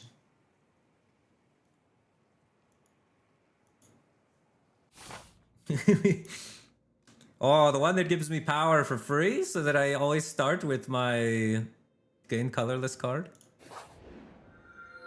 No. 3 cards. It's starting turn, draw 2 additional cards. You may not draw cards during your turn. We have 0 card draw, right? We're actually not a card draw deck. So Fiddle goes hard for us. Fiddle is nasty for us. Beautiful. You think Fiddle's bad?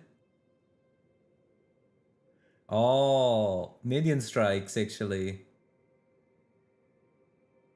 And generating things from colorless to draw? Let's look at that. You bring up a fair argument.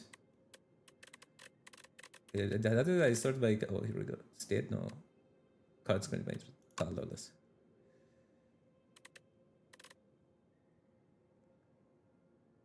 Flash of Steel. The 1. These are put, so they are not a draw. Return, not draw. 2. 3.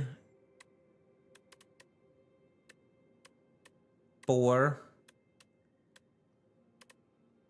I think it's a multiplayer card, so we can't get it. Oh, why multiplayer cards turn on? All right. 1, 2, 3, a 4, a 5, 6, 7,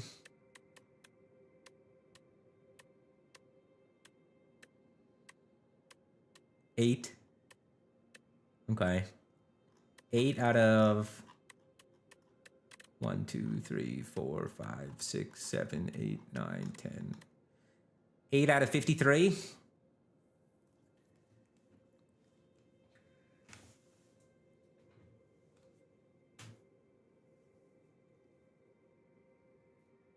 Four out of 31-ish.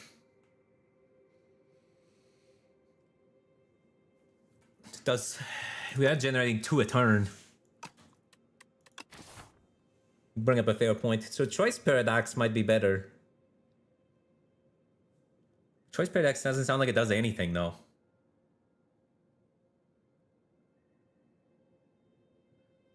I don't know, Fiddle just gets us set up so fast.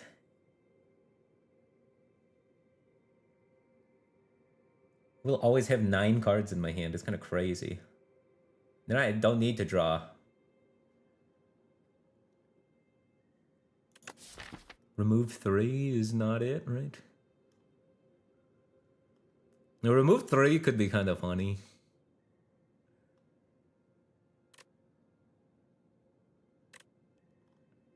We could get rid of Be Gone, Astral Pulse, Kingly Kick.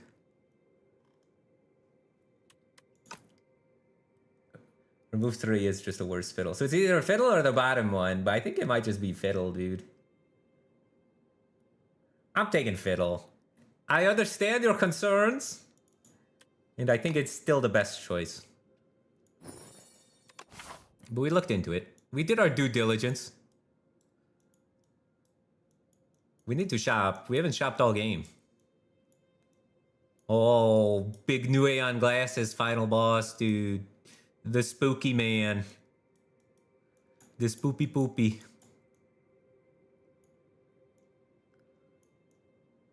Are we scared of elites on this floor? Not really. Usually the elite I'm the most scared of is the 3 Knights. The 3 Knights is kind of annoying sometimes. Mega Knight and Soul Nexus both come at you for a lot. Mega Knight comes at you for 30 on turn 1. Soul Nexus comes at you for 31. So we will take chip damage versus those bosses.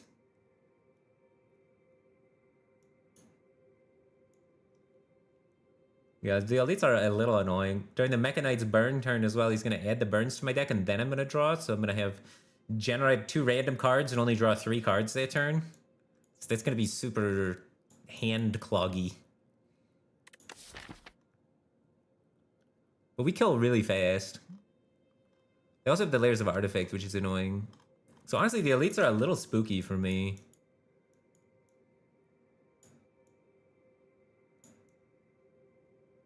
I wouldn't mind seeing 2 shops on the right side, honestly.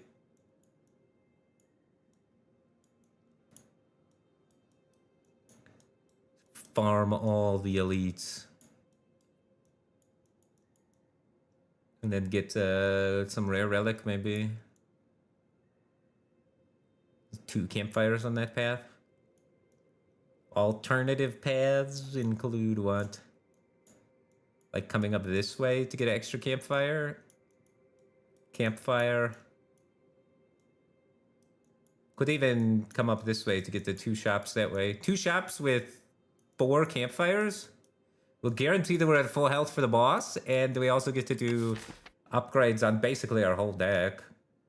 Which is kind of nice when you have a tight deck to get some upgrades. But I don't really need much. I don't think we need campfires too bad. There's not super impactful upgrades. I think I'll take the elites.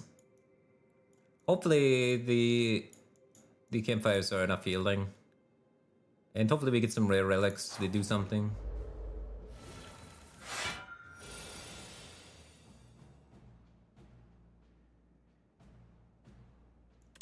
But yeah, our front load block is kind of bad.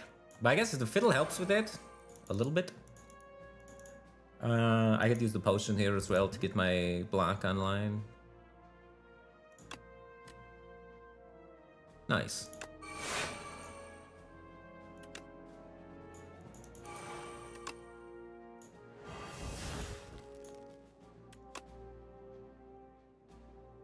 The awkward, actually, the 2 block I got from creating a card is bad for me here. Because it makes playing Hidden Cache annoying. But I guess I don't need to have vulnerable and weak on things this fight to end it. Is it better to have this guy weakened for his next 4x5 turn? Or is it better to have the other guy vulnerable to kill them? We don't need that guy weakened next turn because we're gonna have tons of mana. And a free block from the Horncleat. Okay. I don't think I need stars this fight either. We should just kill them.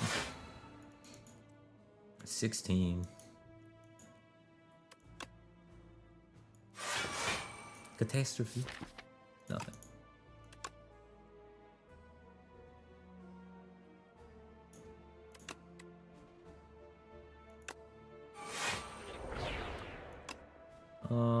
That kills that.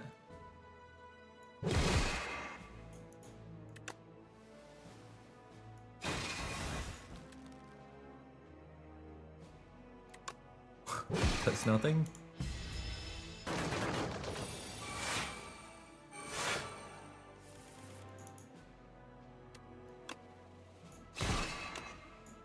No damage occurred.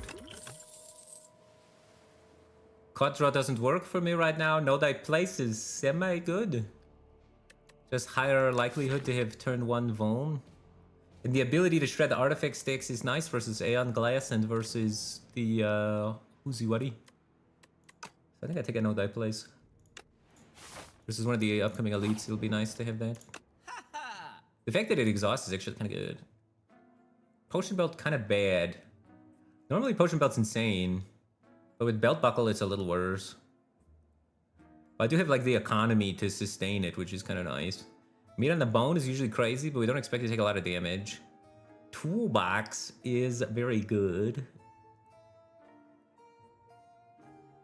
Could give us some solutions for things at the start of the fight. Card remove is mediocre at best. What is my card remove? Nothing.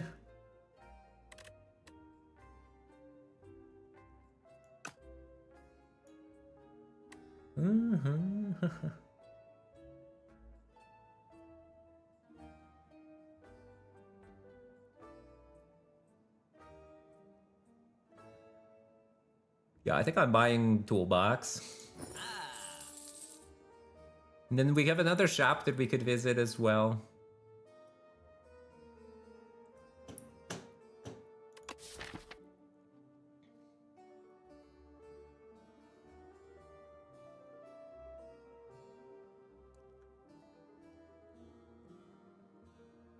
We could remove defend and replace it with manifest authority. Just minor improvement. But it's it doesn't add upgraded yet. It's not even that good. And we only have 2 campfires, we're probably resting at both. So I don't plan on upgrading.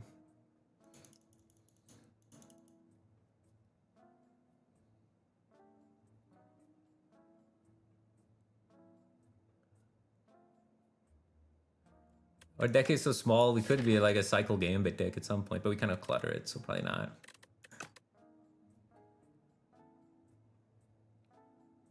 I could still just remove a defend, just to remove a defend. Playing defend is kind of crap.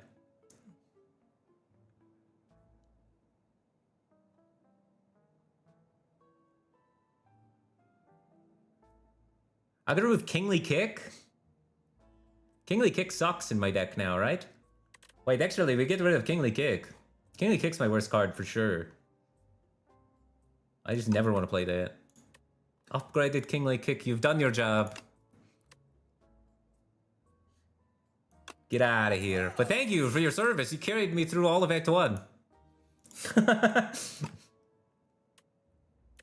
Yeah, if I had a campfire coming up that I could upgrade this Manifest Authority yet, I'd take it. Well, I don't. So I don't think I'm taking it. I am trying to farm cards and hit up multiple shops so that I have the highest percent odds to try and find the uncommon power.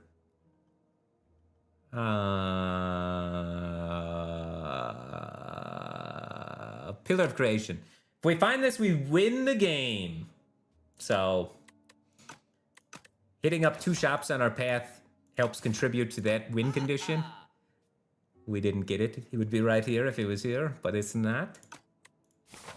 And so we want enough money to be able to try and afford that in a second look here. We want to take as many fights as possible and avoid question marks so we can have as many card drops as possible. Our card drop percentage, a 37% chance to see an uncommon, 40% chance to see an uncommon from an elite. So maximizing our elites and maximizing our fights should maximize our odds to find it, and if we find it, we win. And winning is good.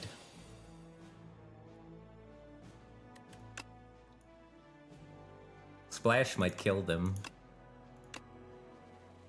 But finesse is a lot of block.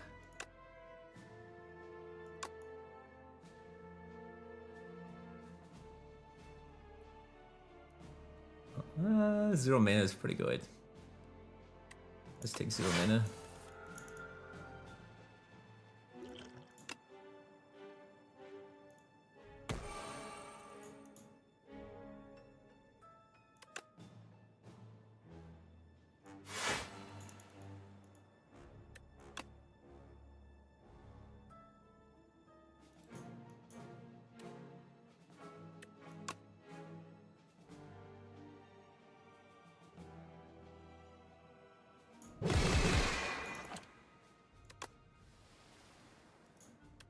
I guess creating card, even though I get no benefit for creating card, is probably good.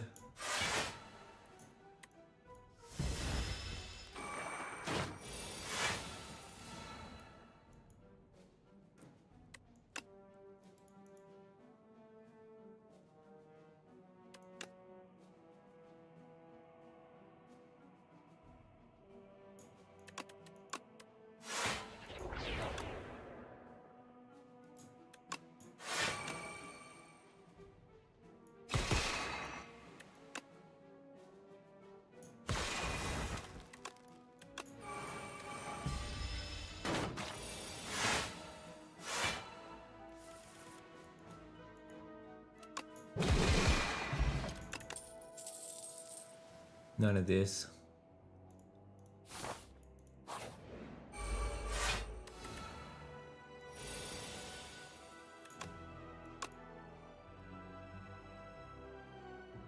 Free block. We probably need to scale in this fight. We probably want to play Arsenal.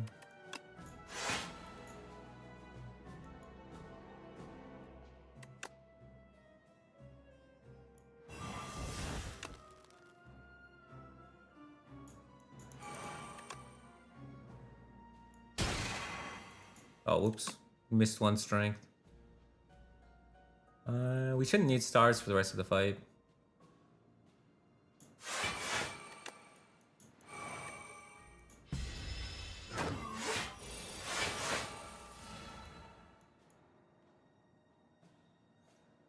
Do I think this game should win Game of the Year? I don't know. Game of the Year is kind of rigged, isn't it? Isn't it just like a weird contest where people pay money to pretend that their game's the best? Aren't award shows all rigged and fake?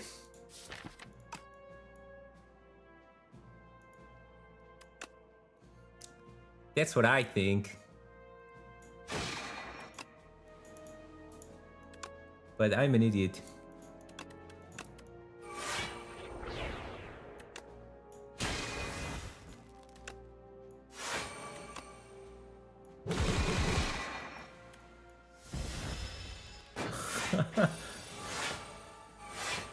So there's no way this game's gonna win, because this game's actually good. The games that win Game of the Year are fake.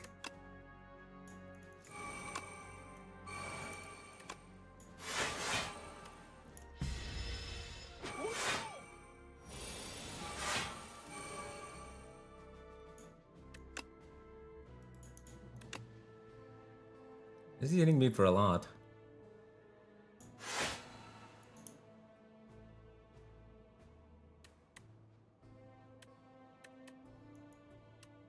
$17 times 4, 40 plus... Oh, we gotta be able to kill him, right? With Petter is more than... 19 times 4.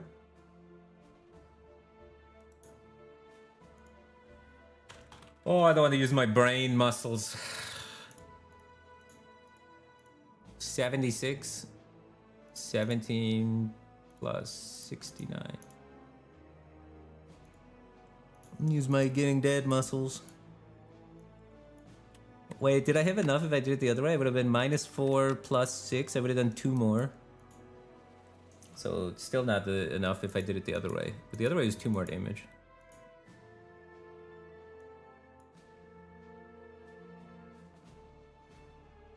The next turn he's like doing nothing, so we can just block and eat it.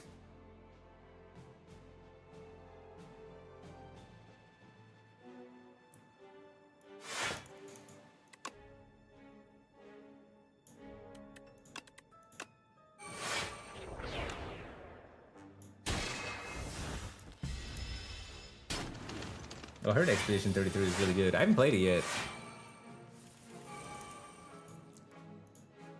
I don't know. I don't follow the game show awards, so I have no idea. Everything I'm saying is just bullshit.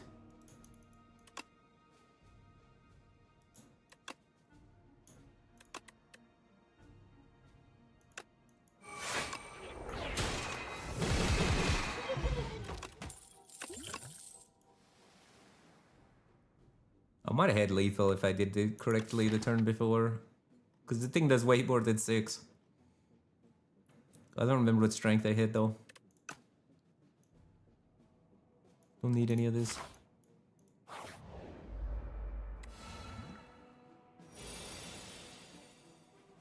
don't really want... I guess I'll take an entropy.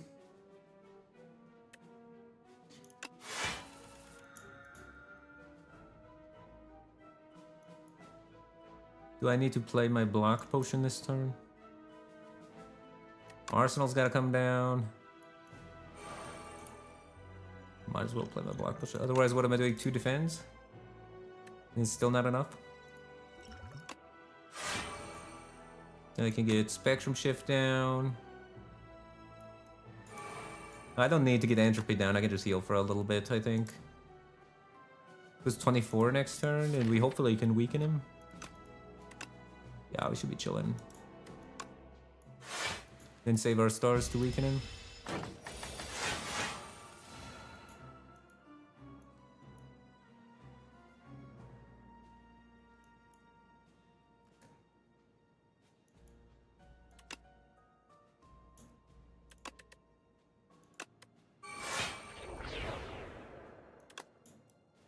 I could skip no die plays.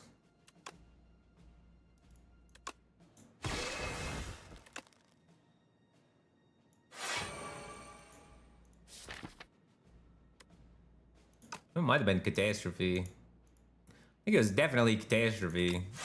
Catastrophe is better than what I did.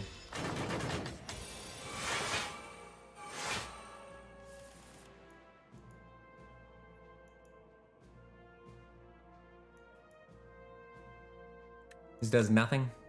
This puts a card on top of my deck, I guess. If I want to put something on top of my deck. I could put something on top of my deck and then I can Catastrophe it, actually. It's actually not even bad.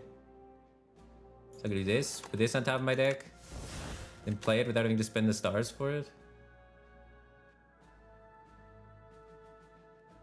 Oh, this is just random. I thought it was from the top. Oh, it is from the top.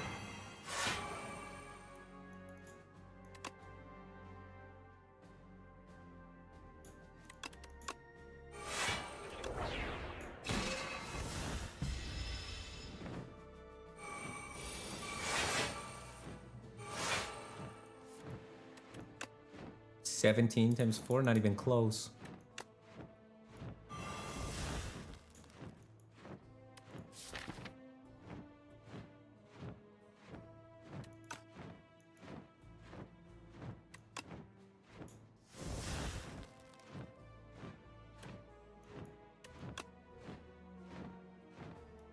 Do I have any way to generate cards? I don't want to take damage. Where's my defenses? I need a higher density of block in my deck, I guess.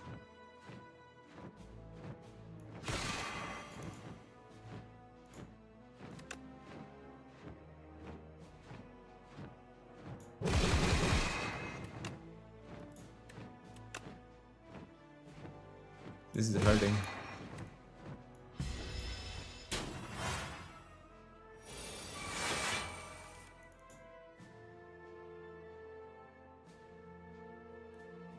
Catastrophe does nothing here.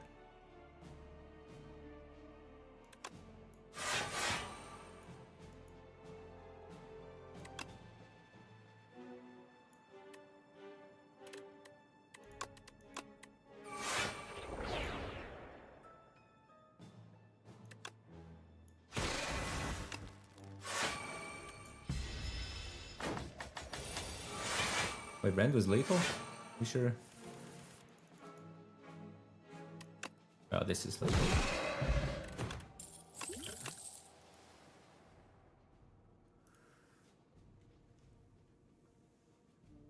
Do we take a black card? This is kind of what I said I needed. Is Convergence better? It's kind of like a black card because it lets me line things up.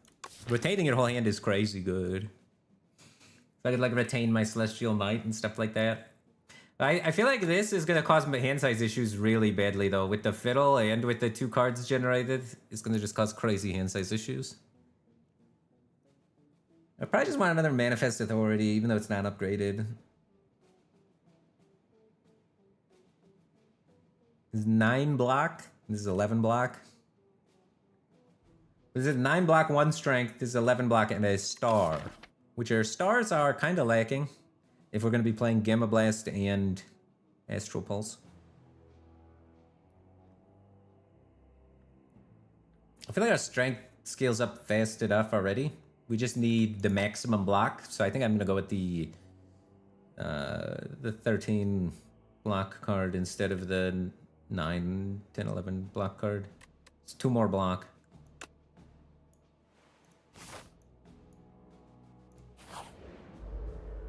The Knights. Prolong could be good.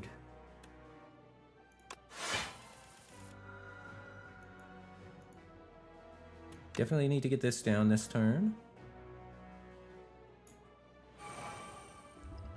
Definitely want to get this so I have my dexterity for the fight.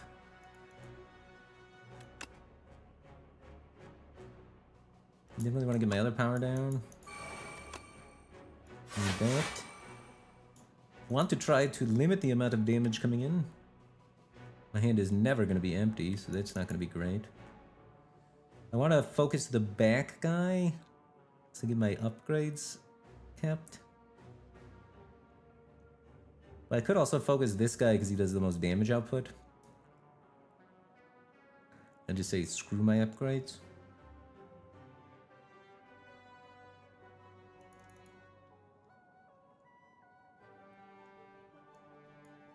The only upgrade I kind of care about is on all my block cards. It's like 3 block on all those cards. And Celestial Might hits an additional time, but he should be enough to just one-shot everything, even if it's only hitting 3 times. So I think I'm going to prioritize getting rid of the most damage coming out there.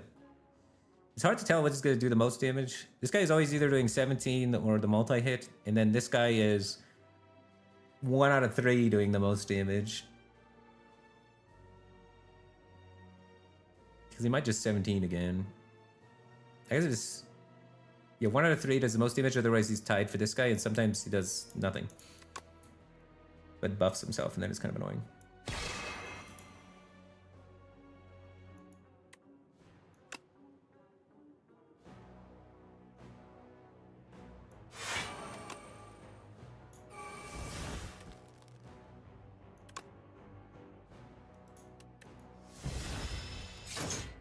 At least it retains, so I can exhaust it.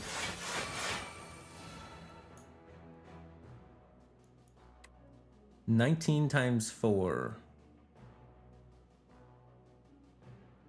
And we can vuln the guy. So I might be able to kill the guy hitting me for 17. I just kill this guy. I kind of want my hand to get gone. We have a lot of junk. So we'll kill this guy. Put the other Spectrum Shift in play. Get a big block card out there. And then none of this matters. I could say volley if I want volley as just another multi-hit attack, but I only have 3 mana, and it's random.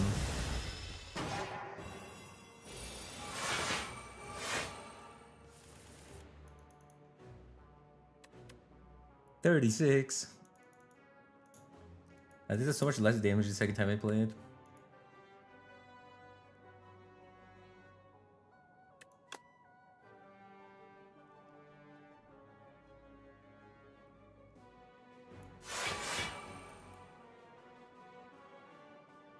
Oh, prolong's good.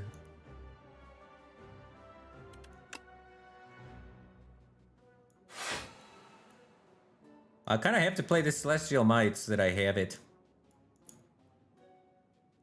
Otherwise, I am gonna burn it. I could always, actually, I could thinking ahead it so that I can gain more block. Kind of interesting. So it's not bad. And then I can have the prolong, get more value. So right now 12 plus 11, I am full blocking though. So I could also just prolong and then next turn he blocks and then the turn after he hits for 40. So actually we don't need more block. We can squeeze in a Celestial Might this turn. Do I want to prolong something on top of my deck? I mean, thinking ahead, sorry. And I could kill this guy before he hits me for 40. That's probably the scariest thing. Start working on that. And what do I want on top of my deck, if anything? The Begone? I don't really want anything on top of my deck.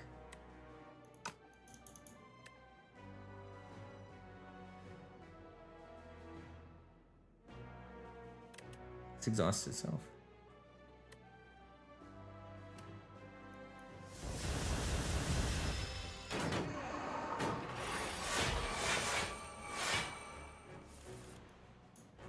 There's the Celestial again, so I can pattern Celestial. How much damage is pattern Celestial?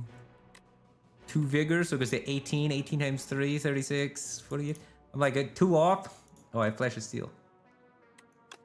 So I could kill it afterwards. So then I could gain Strength instead of Vigor and still kill it. So I should do that, I think.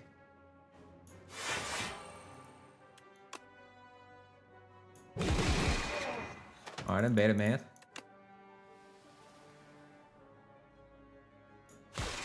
Down for that being in my draw pile. And this should kill him. So we're good, we can just pass.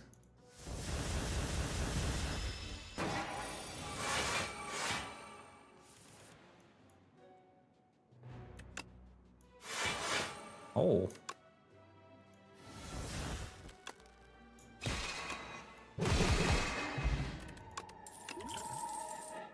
Huh? Oh, they've changed the leader and Candelabra. I thought I got the same relic twice. Now my second turn I made it and my third turn. Holy. Alright, don't need any of this. Can't draw. Stardust not good. Don't generate stars. Gamma Blast we already have. I have a Gamma Blast. And I have a node I place to peel artifact. So I think I'm good on statuses. I don't have the stars to support too. Where the heck is the card I'm looking for?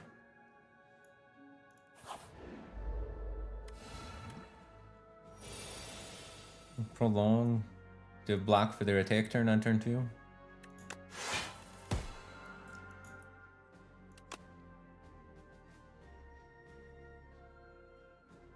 Probably just focus the back one. We do kind of need strength though. We kind of just generate our own strength to offset that one anyway.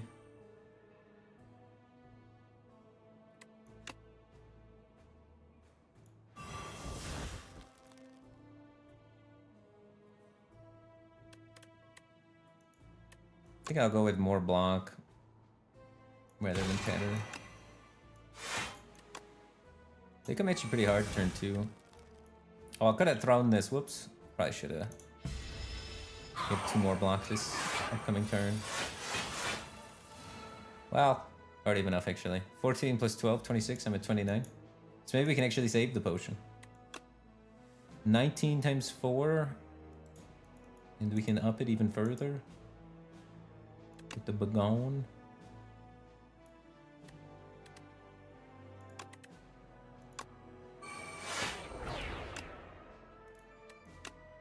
$21 times 4 is 84. And he's at 83. He's dead. Alright, we got our dexterity back. Get the second card generation going. Well, another prolong is nice. Nothing in my discard pile to beat him with.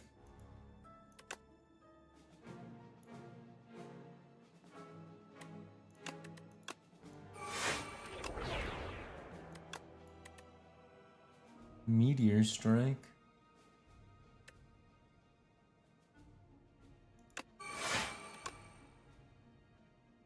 Beat him with Meteor Strike.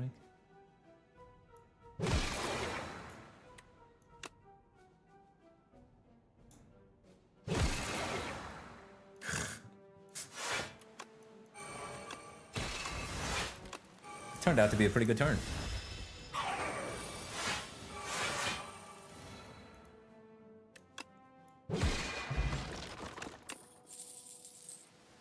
We could get a second Celestial Might to do more damage output faster. Now that we have the 2 candles, we actually do have a lot of mana.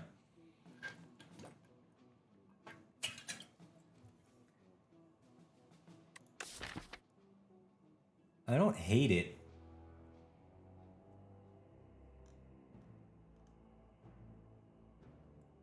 I mean, how much damage output does it really improve on us? We still have to set up. Like, setting up's the annoying part.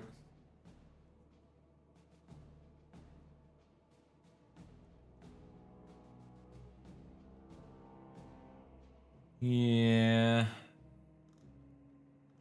I think I need to scale too long to be able to play 2 of them. This guy's gonna be annoying.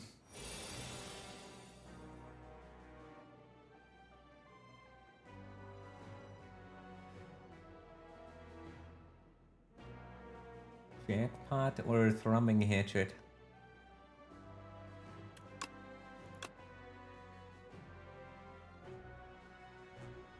I guess I'll take Thrumming Hatchet, I think.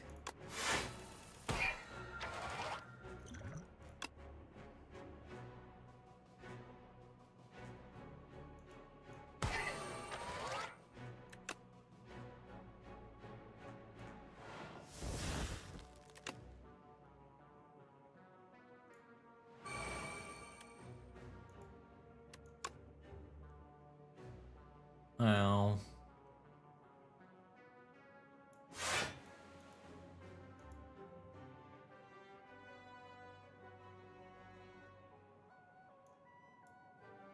Do I want to get the spectrum down?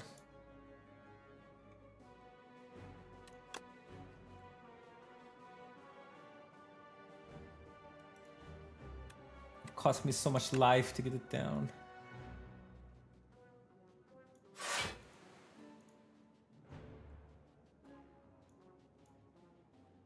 Do I want to deck thin or do I want to gain stars?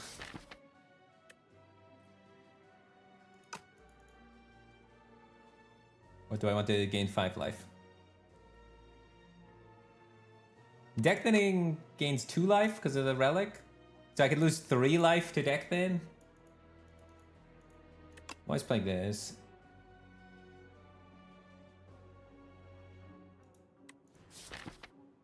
All that does is let me apply weak next time it comes around, which I really want to do. It's going to take us time to kill this guy, probably. So I'm probably going to want to get weak down again, so probably cash. Ow.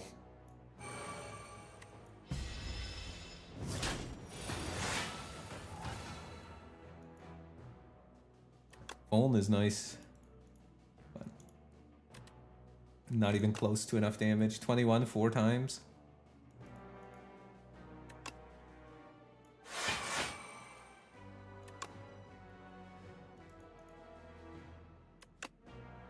It's only does 20. Never playing that.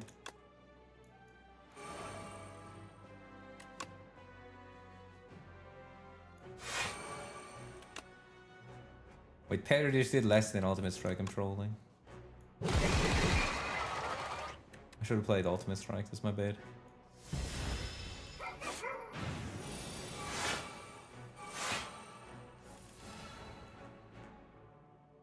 Oh, we'll be weak then for his big attack, which is perfect. So we want to do that. And I guess we just play hand. Get rid of one of these burners. Burn the burn. Smack that. All on the floor. Come back and give him some more.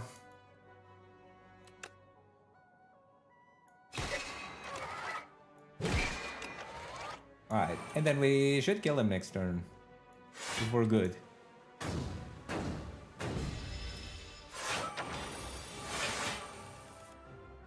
We're not good. 25 plus 30. It's not lethal.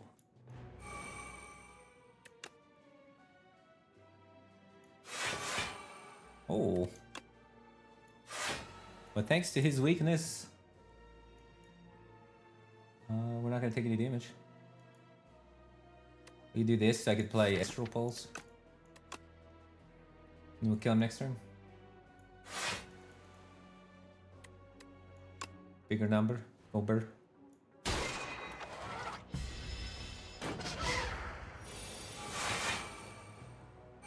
This is a good turn.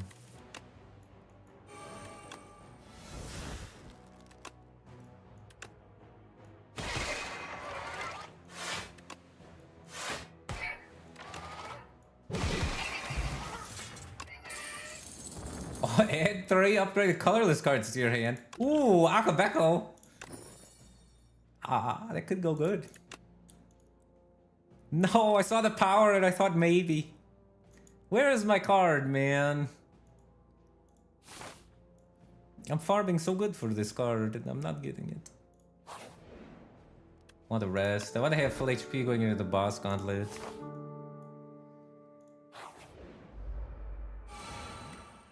Ooh, production. Let's gain some block.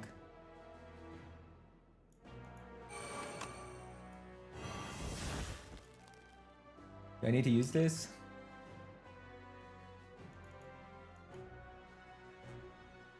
We have what, 11? Yeah, we have plenty, right? Especially with production. So I could save my potion.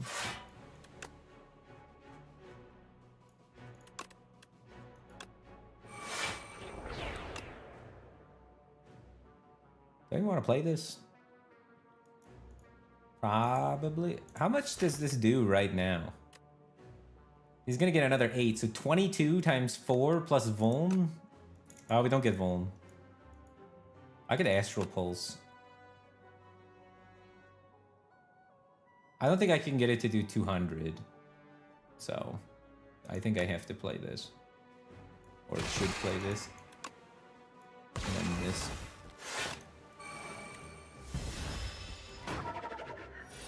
I can only get it to do like 150.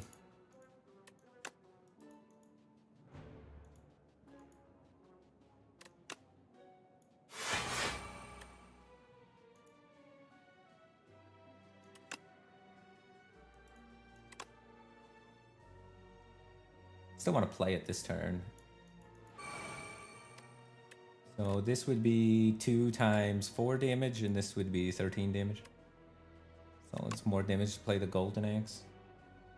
Does have a retain though, so I could kind of hold on to it. It's just kind of nice. It's not guaranteed to have this damage next turn. So maybe I'd do Patter just because that one has a retain. And get more strength.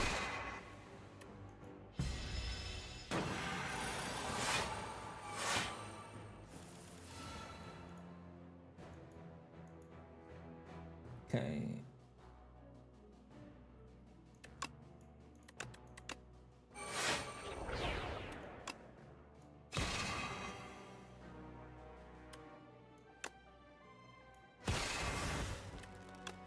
$21. 23. Pretty far off.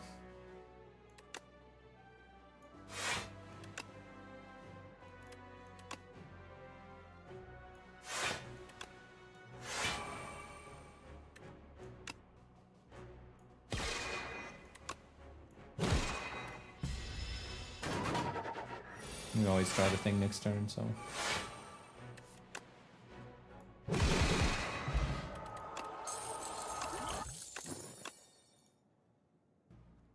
This does nothing. This can't draw cards. Another pattern to improve block density? How are we feeling about the block density?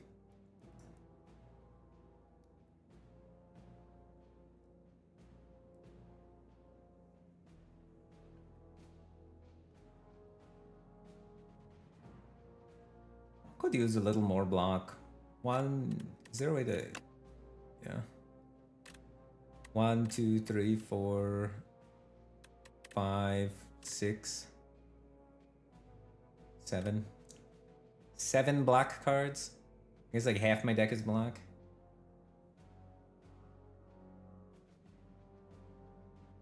I just worry about the adversity test subject is a long fight, and like having block for his intangible phases is going to be important. So I think against test subject, I want more block. It's gonna take forever. If my thing doesn't line up... Yeah, I mean, Spectrum Shift is 4 block. Spectrum Shift would be my block if I got the other power that I've been farming for and not seeing.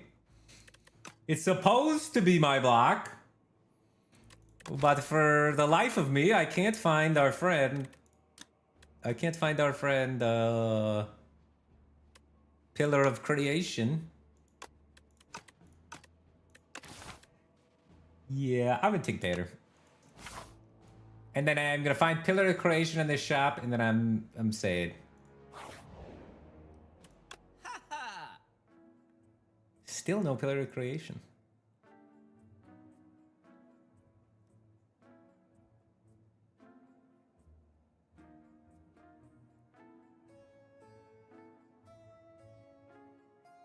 Fisticuffs goes pretty hard with strength stacking.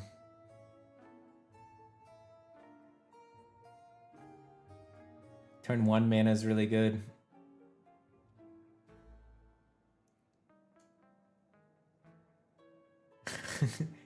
Wait. Scaling? I don't need more scaling, do I? Every time you play... Wait, this is an enchant. I wrote his enchant on it. Does nothing. It's probably Lantern.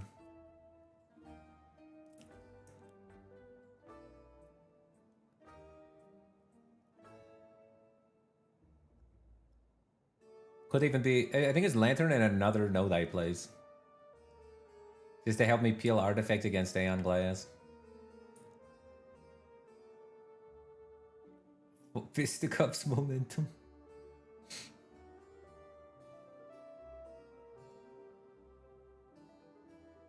Fisticuffs momentum's interesting. But more mana turn 1's pretty good. There's no way it's Boulder.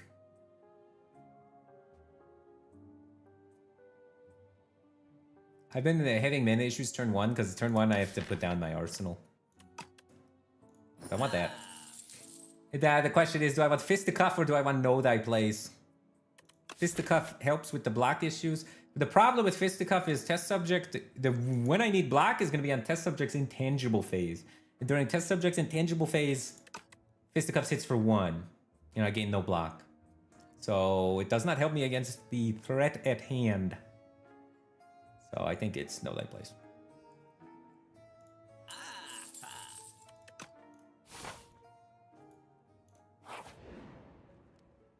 And now, does upgrading Spectrum Shift save me more than 13 HP?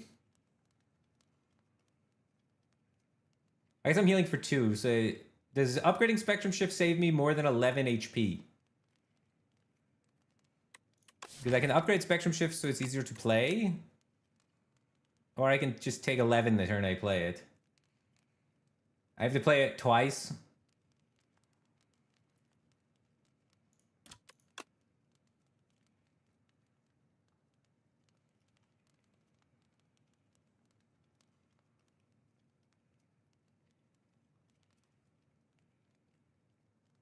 Upgrade no deck plays over? Probably not. After I stripped the artifact, and then after that, I'm playing Gamma Blast consistently, and it's fine.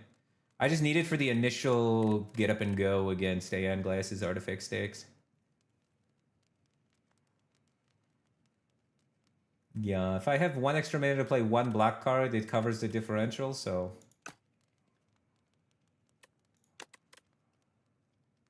Probably worth.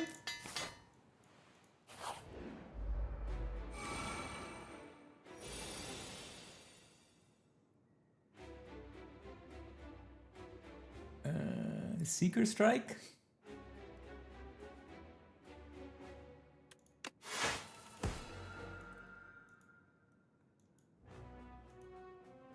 Arsenal's gotta come down this turn. We don't want to kill him yet. We could kill him this turn. If we kill him, though, then we're probably gonna get hit during his second phase. He goes small attack next turn. We have to get set up before his second phase starts churning. Do I need to dump all of my potions to get the decks?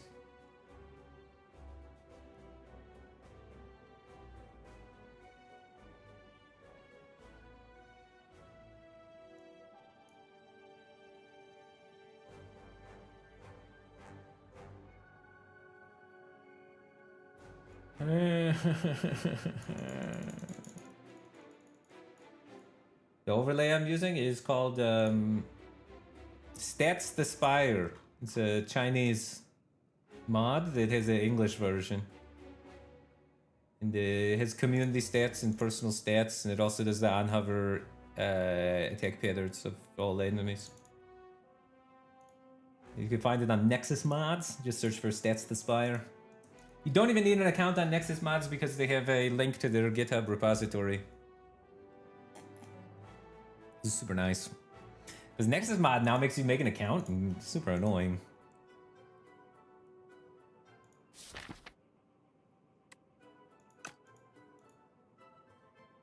Alright, am I playing these cards?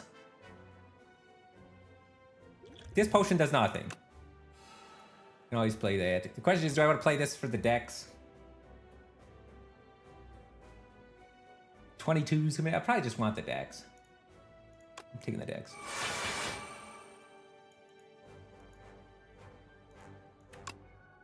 Then I'll know I place Seeker Strike for setup related things.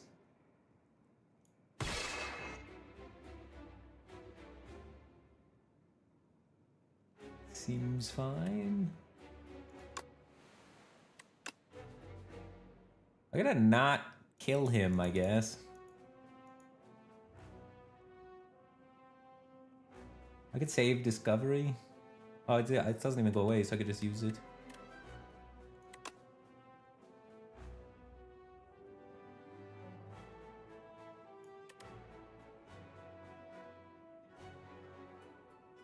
God damn, all this stuff kills him so hard.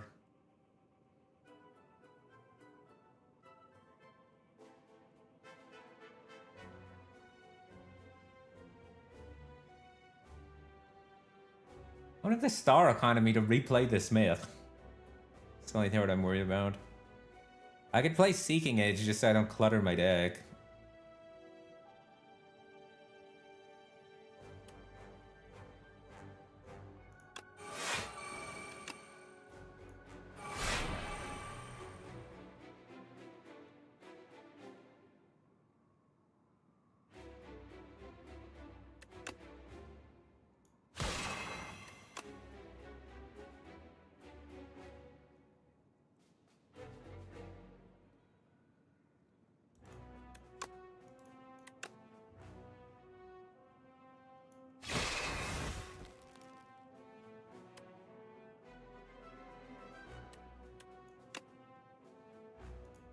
Might as well play this one. Alright, and we'll take a little chip damage to hopefully set up some powers next turn, then kill him.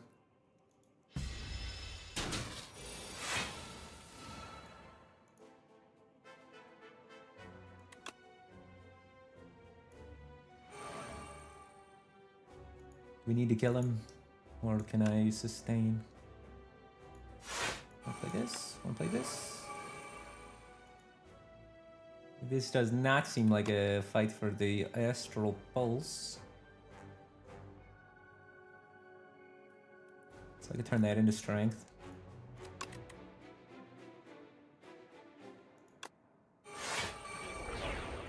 And then we can kill him next turn. Get the last spectrum shift down.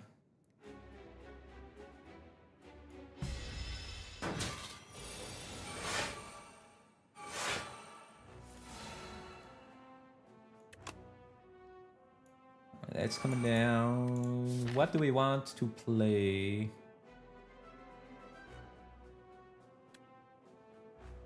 I could get more stars potentially off this Seeker Strike, so on the Seeker Strike.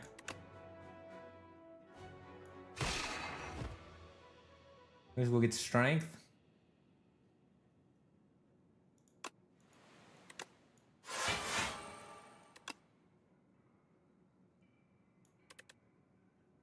Any power is good.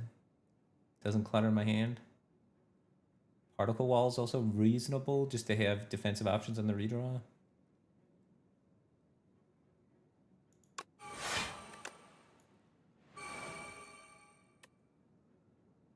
And we're chilling. I want this.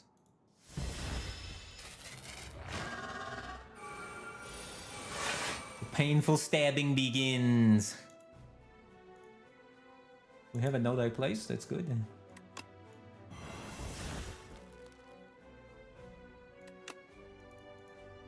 Be gone the suit. 24. I could full block this turn.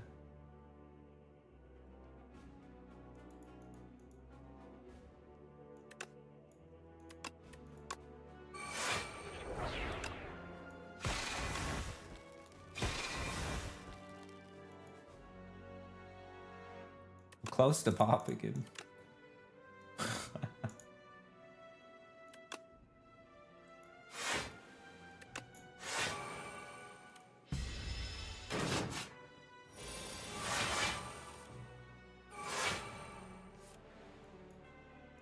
All right, this pops him, pretty sure. 32 times 4.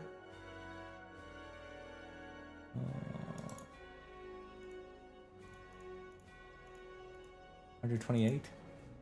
128 plus 29. Kills him. We also have Mind Blast to throw in on top if we wanted.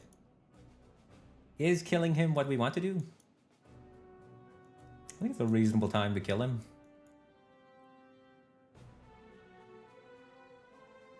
Otherwise, what am I doing? Shockwaving? We have to rotate through all this junk, but he goes intangible next turn, so like blocking next turn's great. Dark Shackles would be a great draw. Setting up the weak on him is great. So it's kind of fine.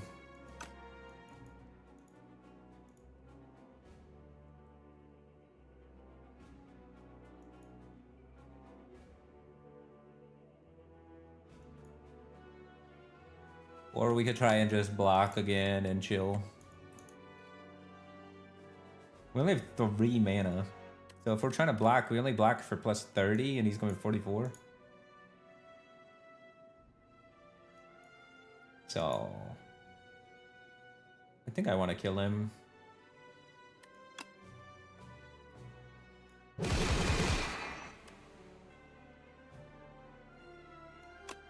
Oh. That kills him. Do I want to Smith? I guess Smith is good. Having this retained 80 is gonna be not bad. It means I don't have enough stars for the upcoming Gamma Blast though. But if I draw it with Gather Light, I'm good.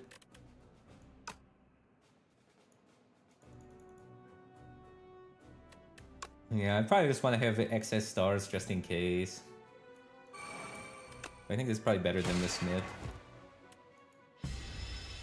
Just to make sure that I can get weak on him right here. So I don't get painfully stabbed.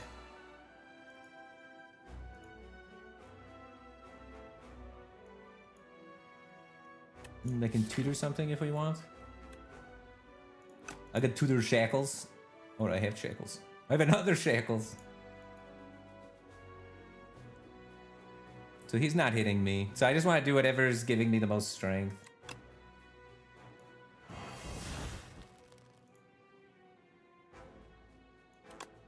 Be gone on Ultimate Strike.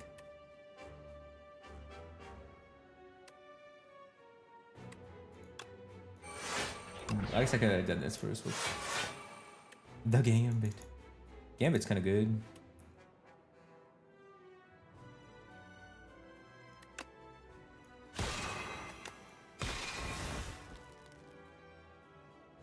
I put something on top of my deck.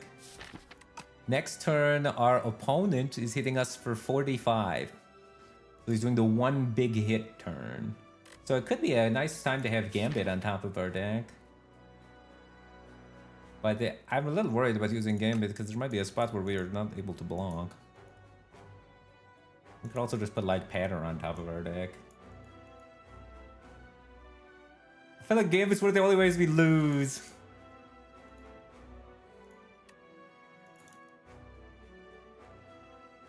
I could also Seeker Strike something.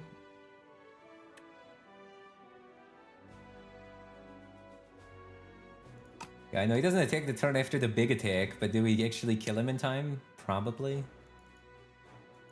We probably do, but probably is not guaranteed.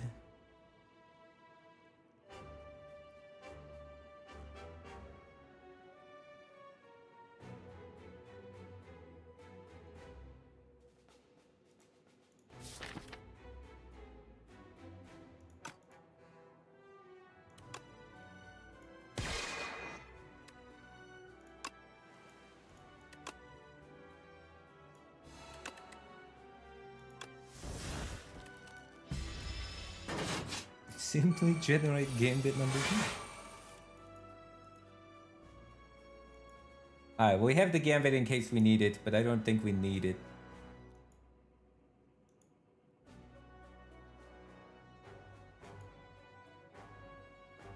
Allows us to get down Rolling Boulder, but that seems inconsequential. I think we start with Discovery. Oh, Reflect. Punch himself. We have a lot of stars, so this is not bad.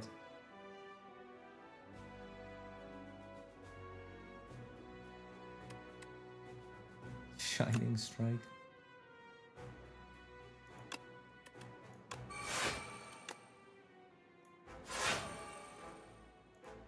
Okay, so we definitely don't need Gambit now.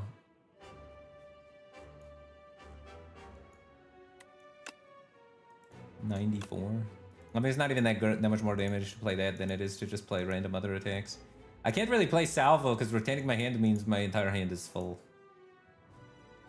It's actually kind of an ugly draw. I think I'm just Gather Light striking him.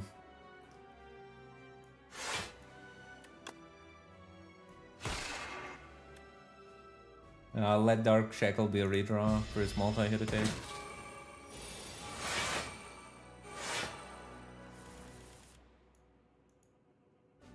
Shockwave's good here.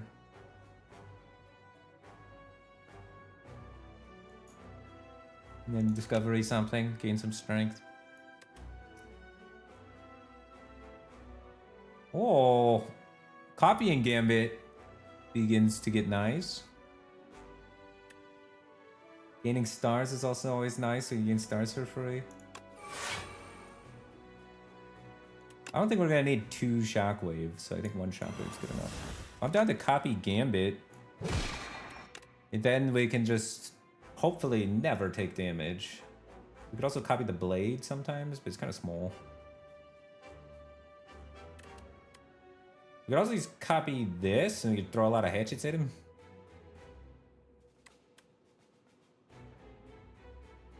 Mind Blast is also just a 0 mana attack, so that's not bad. But I think just guaranteed having turns where we could just phase him is probably good enough. I've never had 4 mana, so I can never play 2 swords in a turn, but I could play a sword and then have another sword in my hand and kill him over 2 turns, right? I could play all my blocks, sword, and then play all my blocks, sword, and just guaranteed have it. So it's not bad. I did Gambit, though. 1 damage, take it.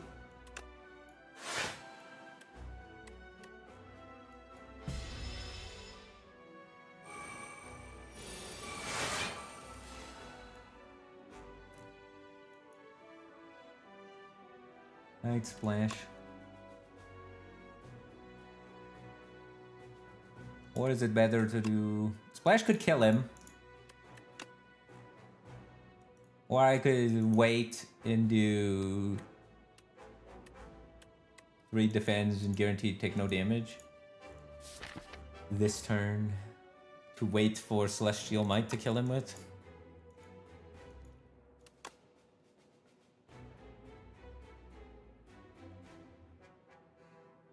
And be patient. Flash is probably killing him.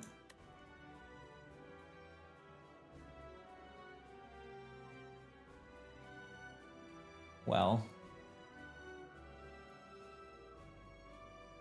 At least the biggest one is the biggest one.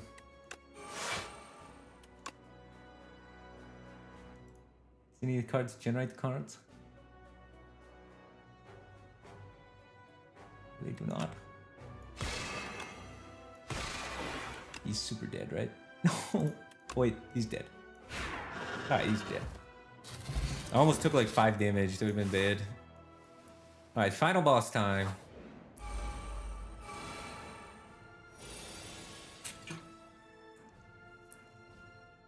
Ooh.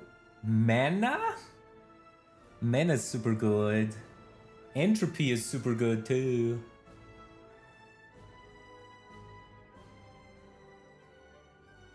He's coming at me for 32 though. Entropy turns Withers into other statuses. So, there's still going to be statuses. This fight is less about containing the statuses and more about rushing him down really fast.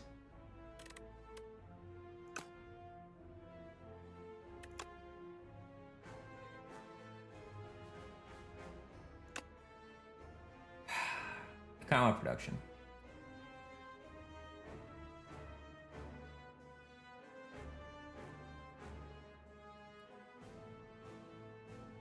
I mean, production's great. It's coming at me for 32. I have 1 mana committed to a power.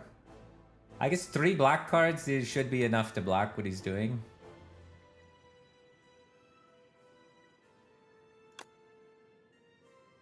Like if I'm playing Entropy, I'm taking 12 damage also, guys. That's another thing to consider. Because he's coming at me for 32. Let's take 12 damage to get more scaling online.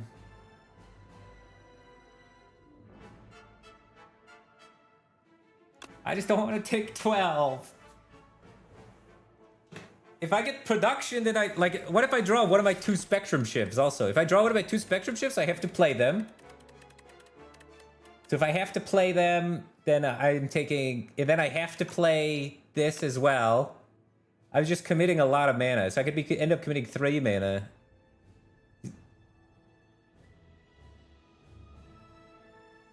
Yeah, you're saying screw the health, just set up all the scaling and chill?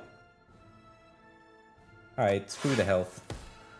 Screw the health, we have powers. Not gonna lie to you guys, this is gonna hurt.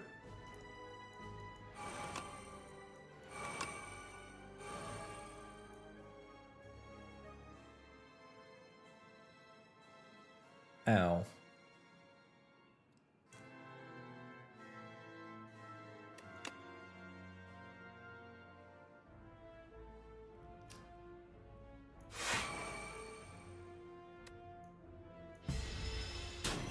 Ow.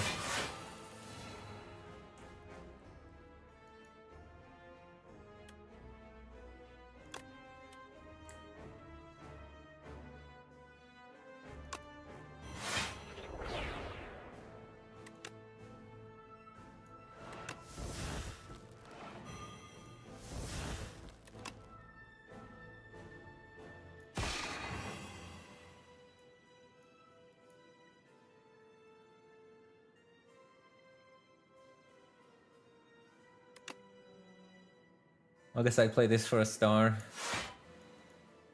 And it heals me for 3.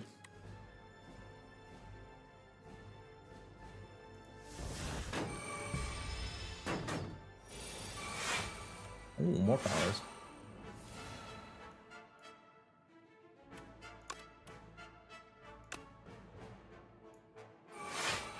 Knockout blow.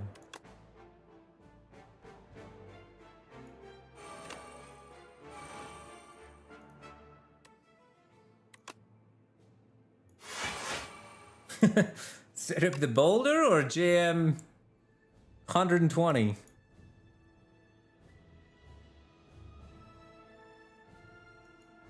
Might as well set up the boulder.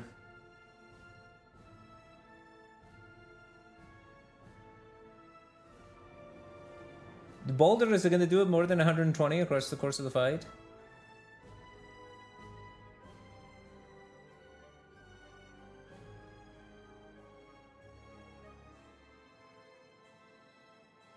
I mean, it's not really 120 because it's only as vigorous the first time I play it. So it's more... It's closer to this being 12, and then 12 with the Vuln goes to 18. So it's closer to 18 times 4. So it's closer to 72. So does Boulder equal 72 damage this fight? Not impossible. It's 10 plus 15 plus 20 plus 25. How many turns was that? 10, 15, 20, 20. 4 turns? So Boulder outscales it in 4 turns. Or 5 turns, yeah. In this fight, it's probably going to go longer than 5 turns, so I think Boulder is stronger than playing Celestial Might. Celestial Might also, we would get the opportunity to play Patter, which doesn't matter. Or the opportunity to gain a star, which could matter. But we should be playing Hidden Cache in time. I know, because we have a Gamma Blast and Hidden Cache, so we might miss a Gamma Blast. So it would be Celestial plus Gather Light so that we can go Hidden Cache Gamma Blast. Because we're missing a Gamma Blast rotation too, which is actually... Missing a Gamma Blast rotation is kind of big.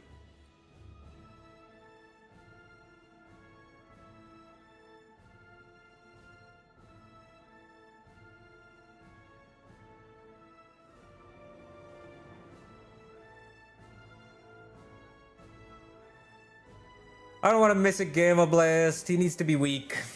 So I can't play Boulder.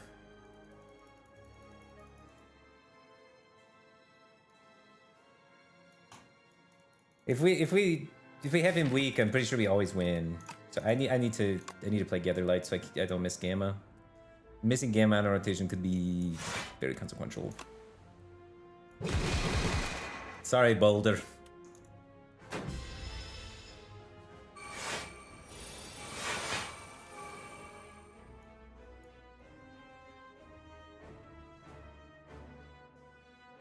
Equilibrium is pretty unplayable.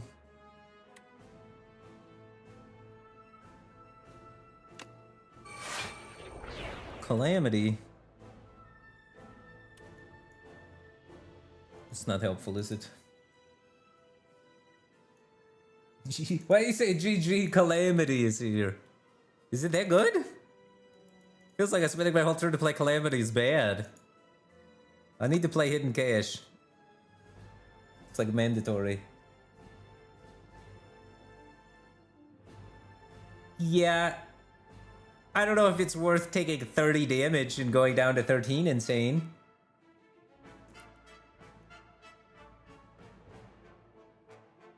I also don't have that many attacks.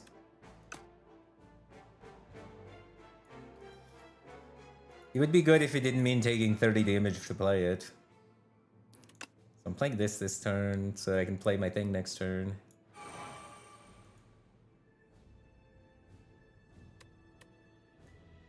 I'm skipping Prowess because I need to gain block now. It's Patter, defend.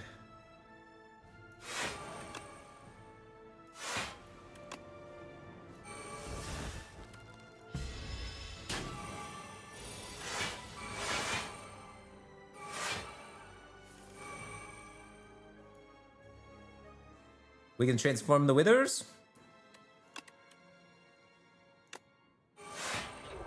Much more palatable status effect. I can transform the other Wither.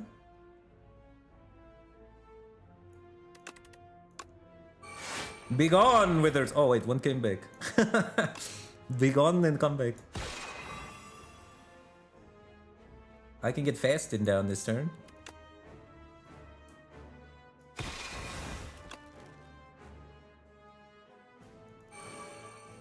$24, $25, $26, $32.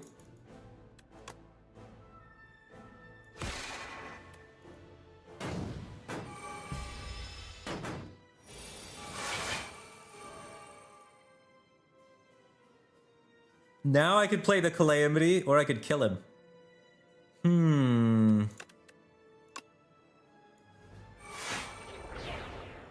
Wanna play Calamity for fun? 40 times 4? Do you think Calamity will do more than 160 damage?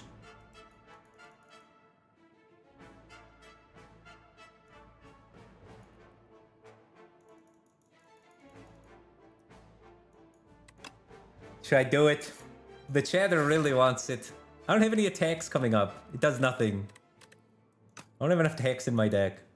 I play Calamity, I transform a random card into an attack. It's not worth.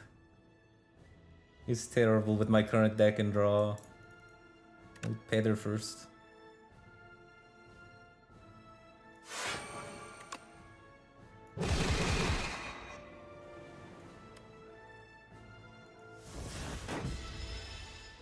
I have to rotate around, so it's actually still kind of annoying to kill him.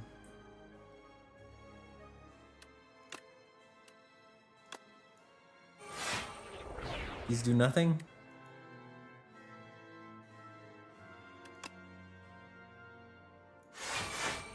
It does nothing.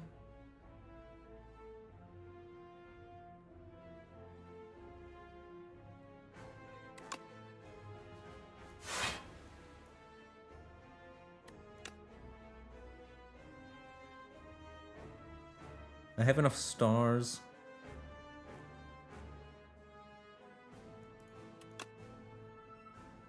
I'm playing this.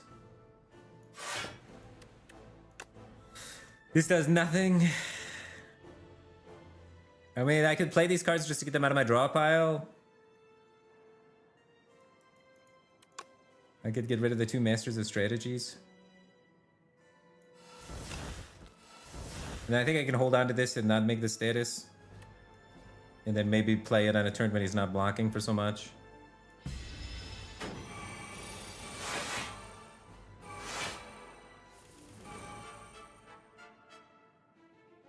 We have lethal.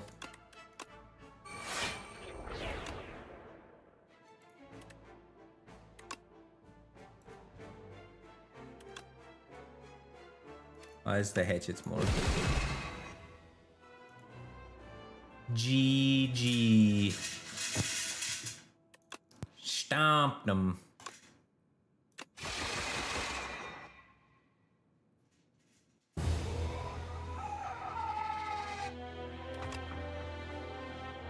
I like a Regent, dude. Farm deletes. Defeat a boss without losing HP. And small deck victory. I've been getting a lot of small deck victories lately. I feel like I've been having that occur more often.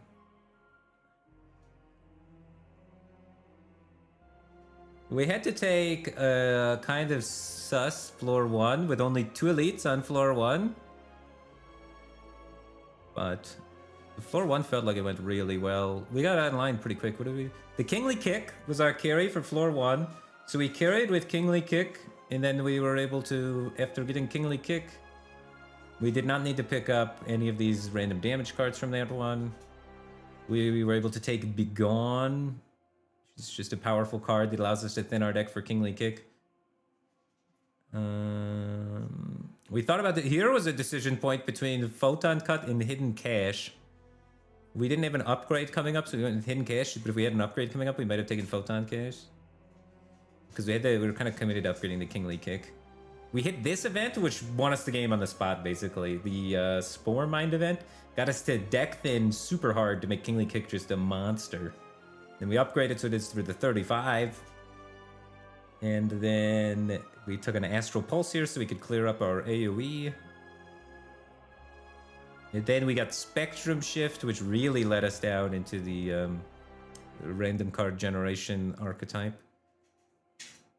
And then from here we were able to buy Belt Buckle, which shored up our defenses. We had no defensive card options up till this point. So Belt Buckle giving us the 2 dexterity was a welcome find. And then we upgrade the Spectrum Shift so that we could play it.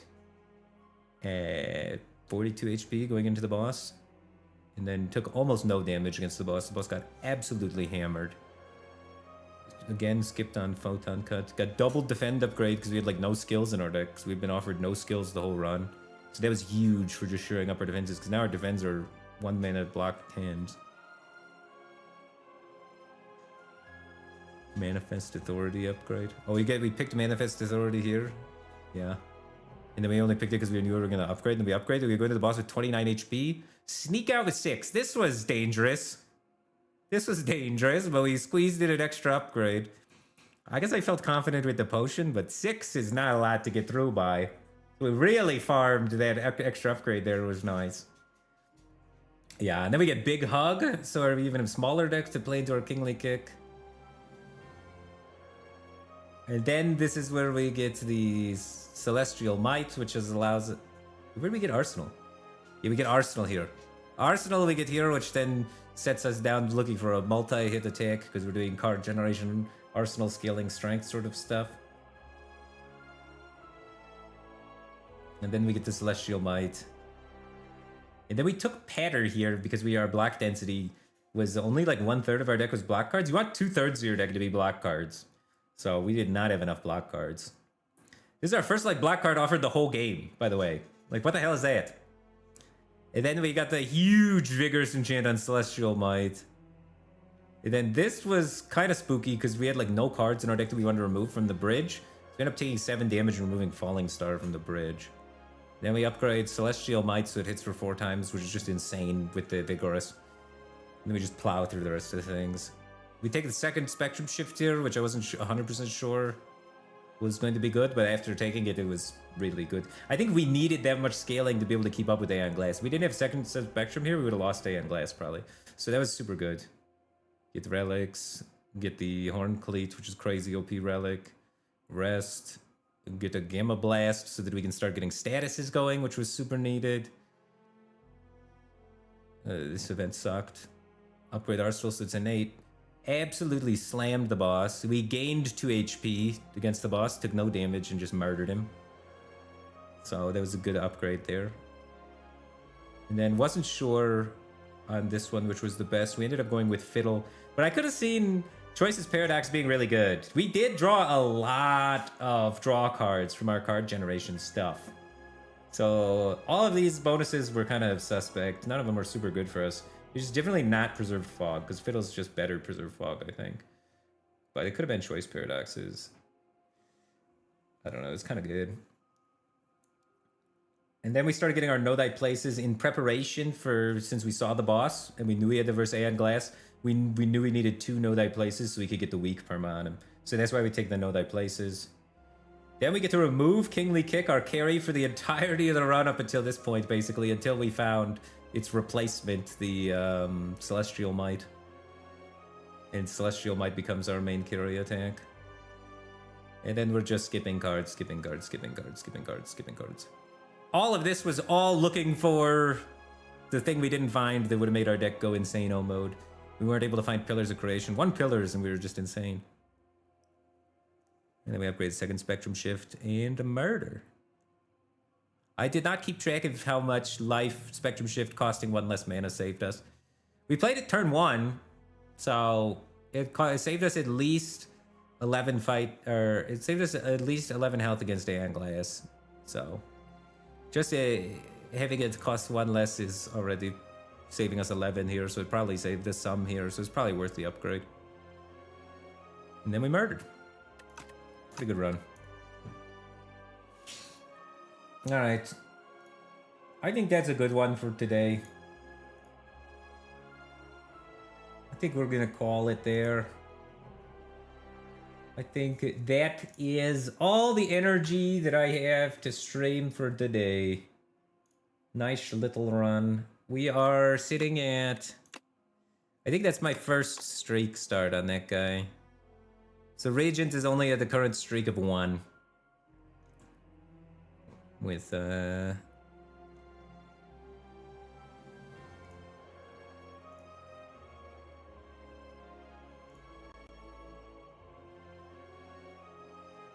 not too many played. Alright, I gotta find somebody to host. I haven't been hosting people lately because I usually don't open Twitch anymore. I just do like... I just look at chat from this thing, so I never open Twitch anymore, so I never host anybody. Cause I don't want to look at my view count, because when I used to stream Hearthstone, I used to get like a lot of viewers, and now I don't get any viewers, so I just don't look at the view count and I pretend it's fine. So I don't open Twitch anymore. You know? So I never host anybody at the end of my stream, but I want to start hosting people and, you know, integrating into the Slay the Spire community. So I gotta find a Slay the Spire guy to host. So let's see. Is VM streaming? He's not.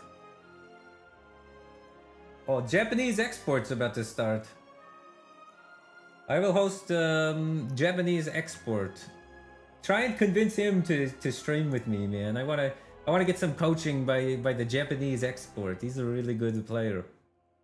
So that would be cool. And he seems like a nice guy. So definitely worthy of a host. So I will see you guys tomorrow. Thanks for tuning in. Appreciate the support. Glad to have you here. And as always, say goodbye to the geese and the hot dog and the chef geese. And let me do /raid Japanese export. And feel free to check out his stream. It's just starting, so we should all be able to get there at the beginning of the run, which is the best time. You gotta see how the run builds and progresses. So that'll be good. All right.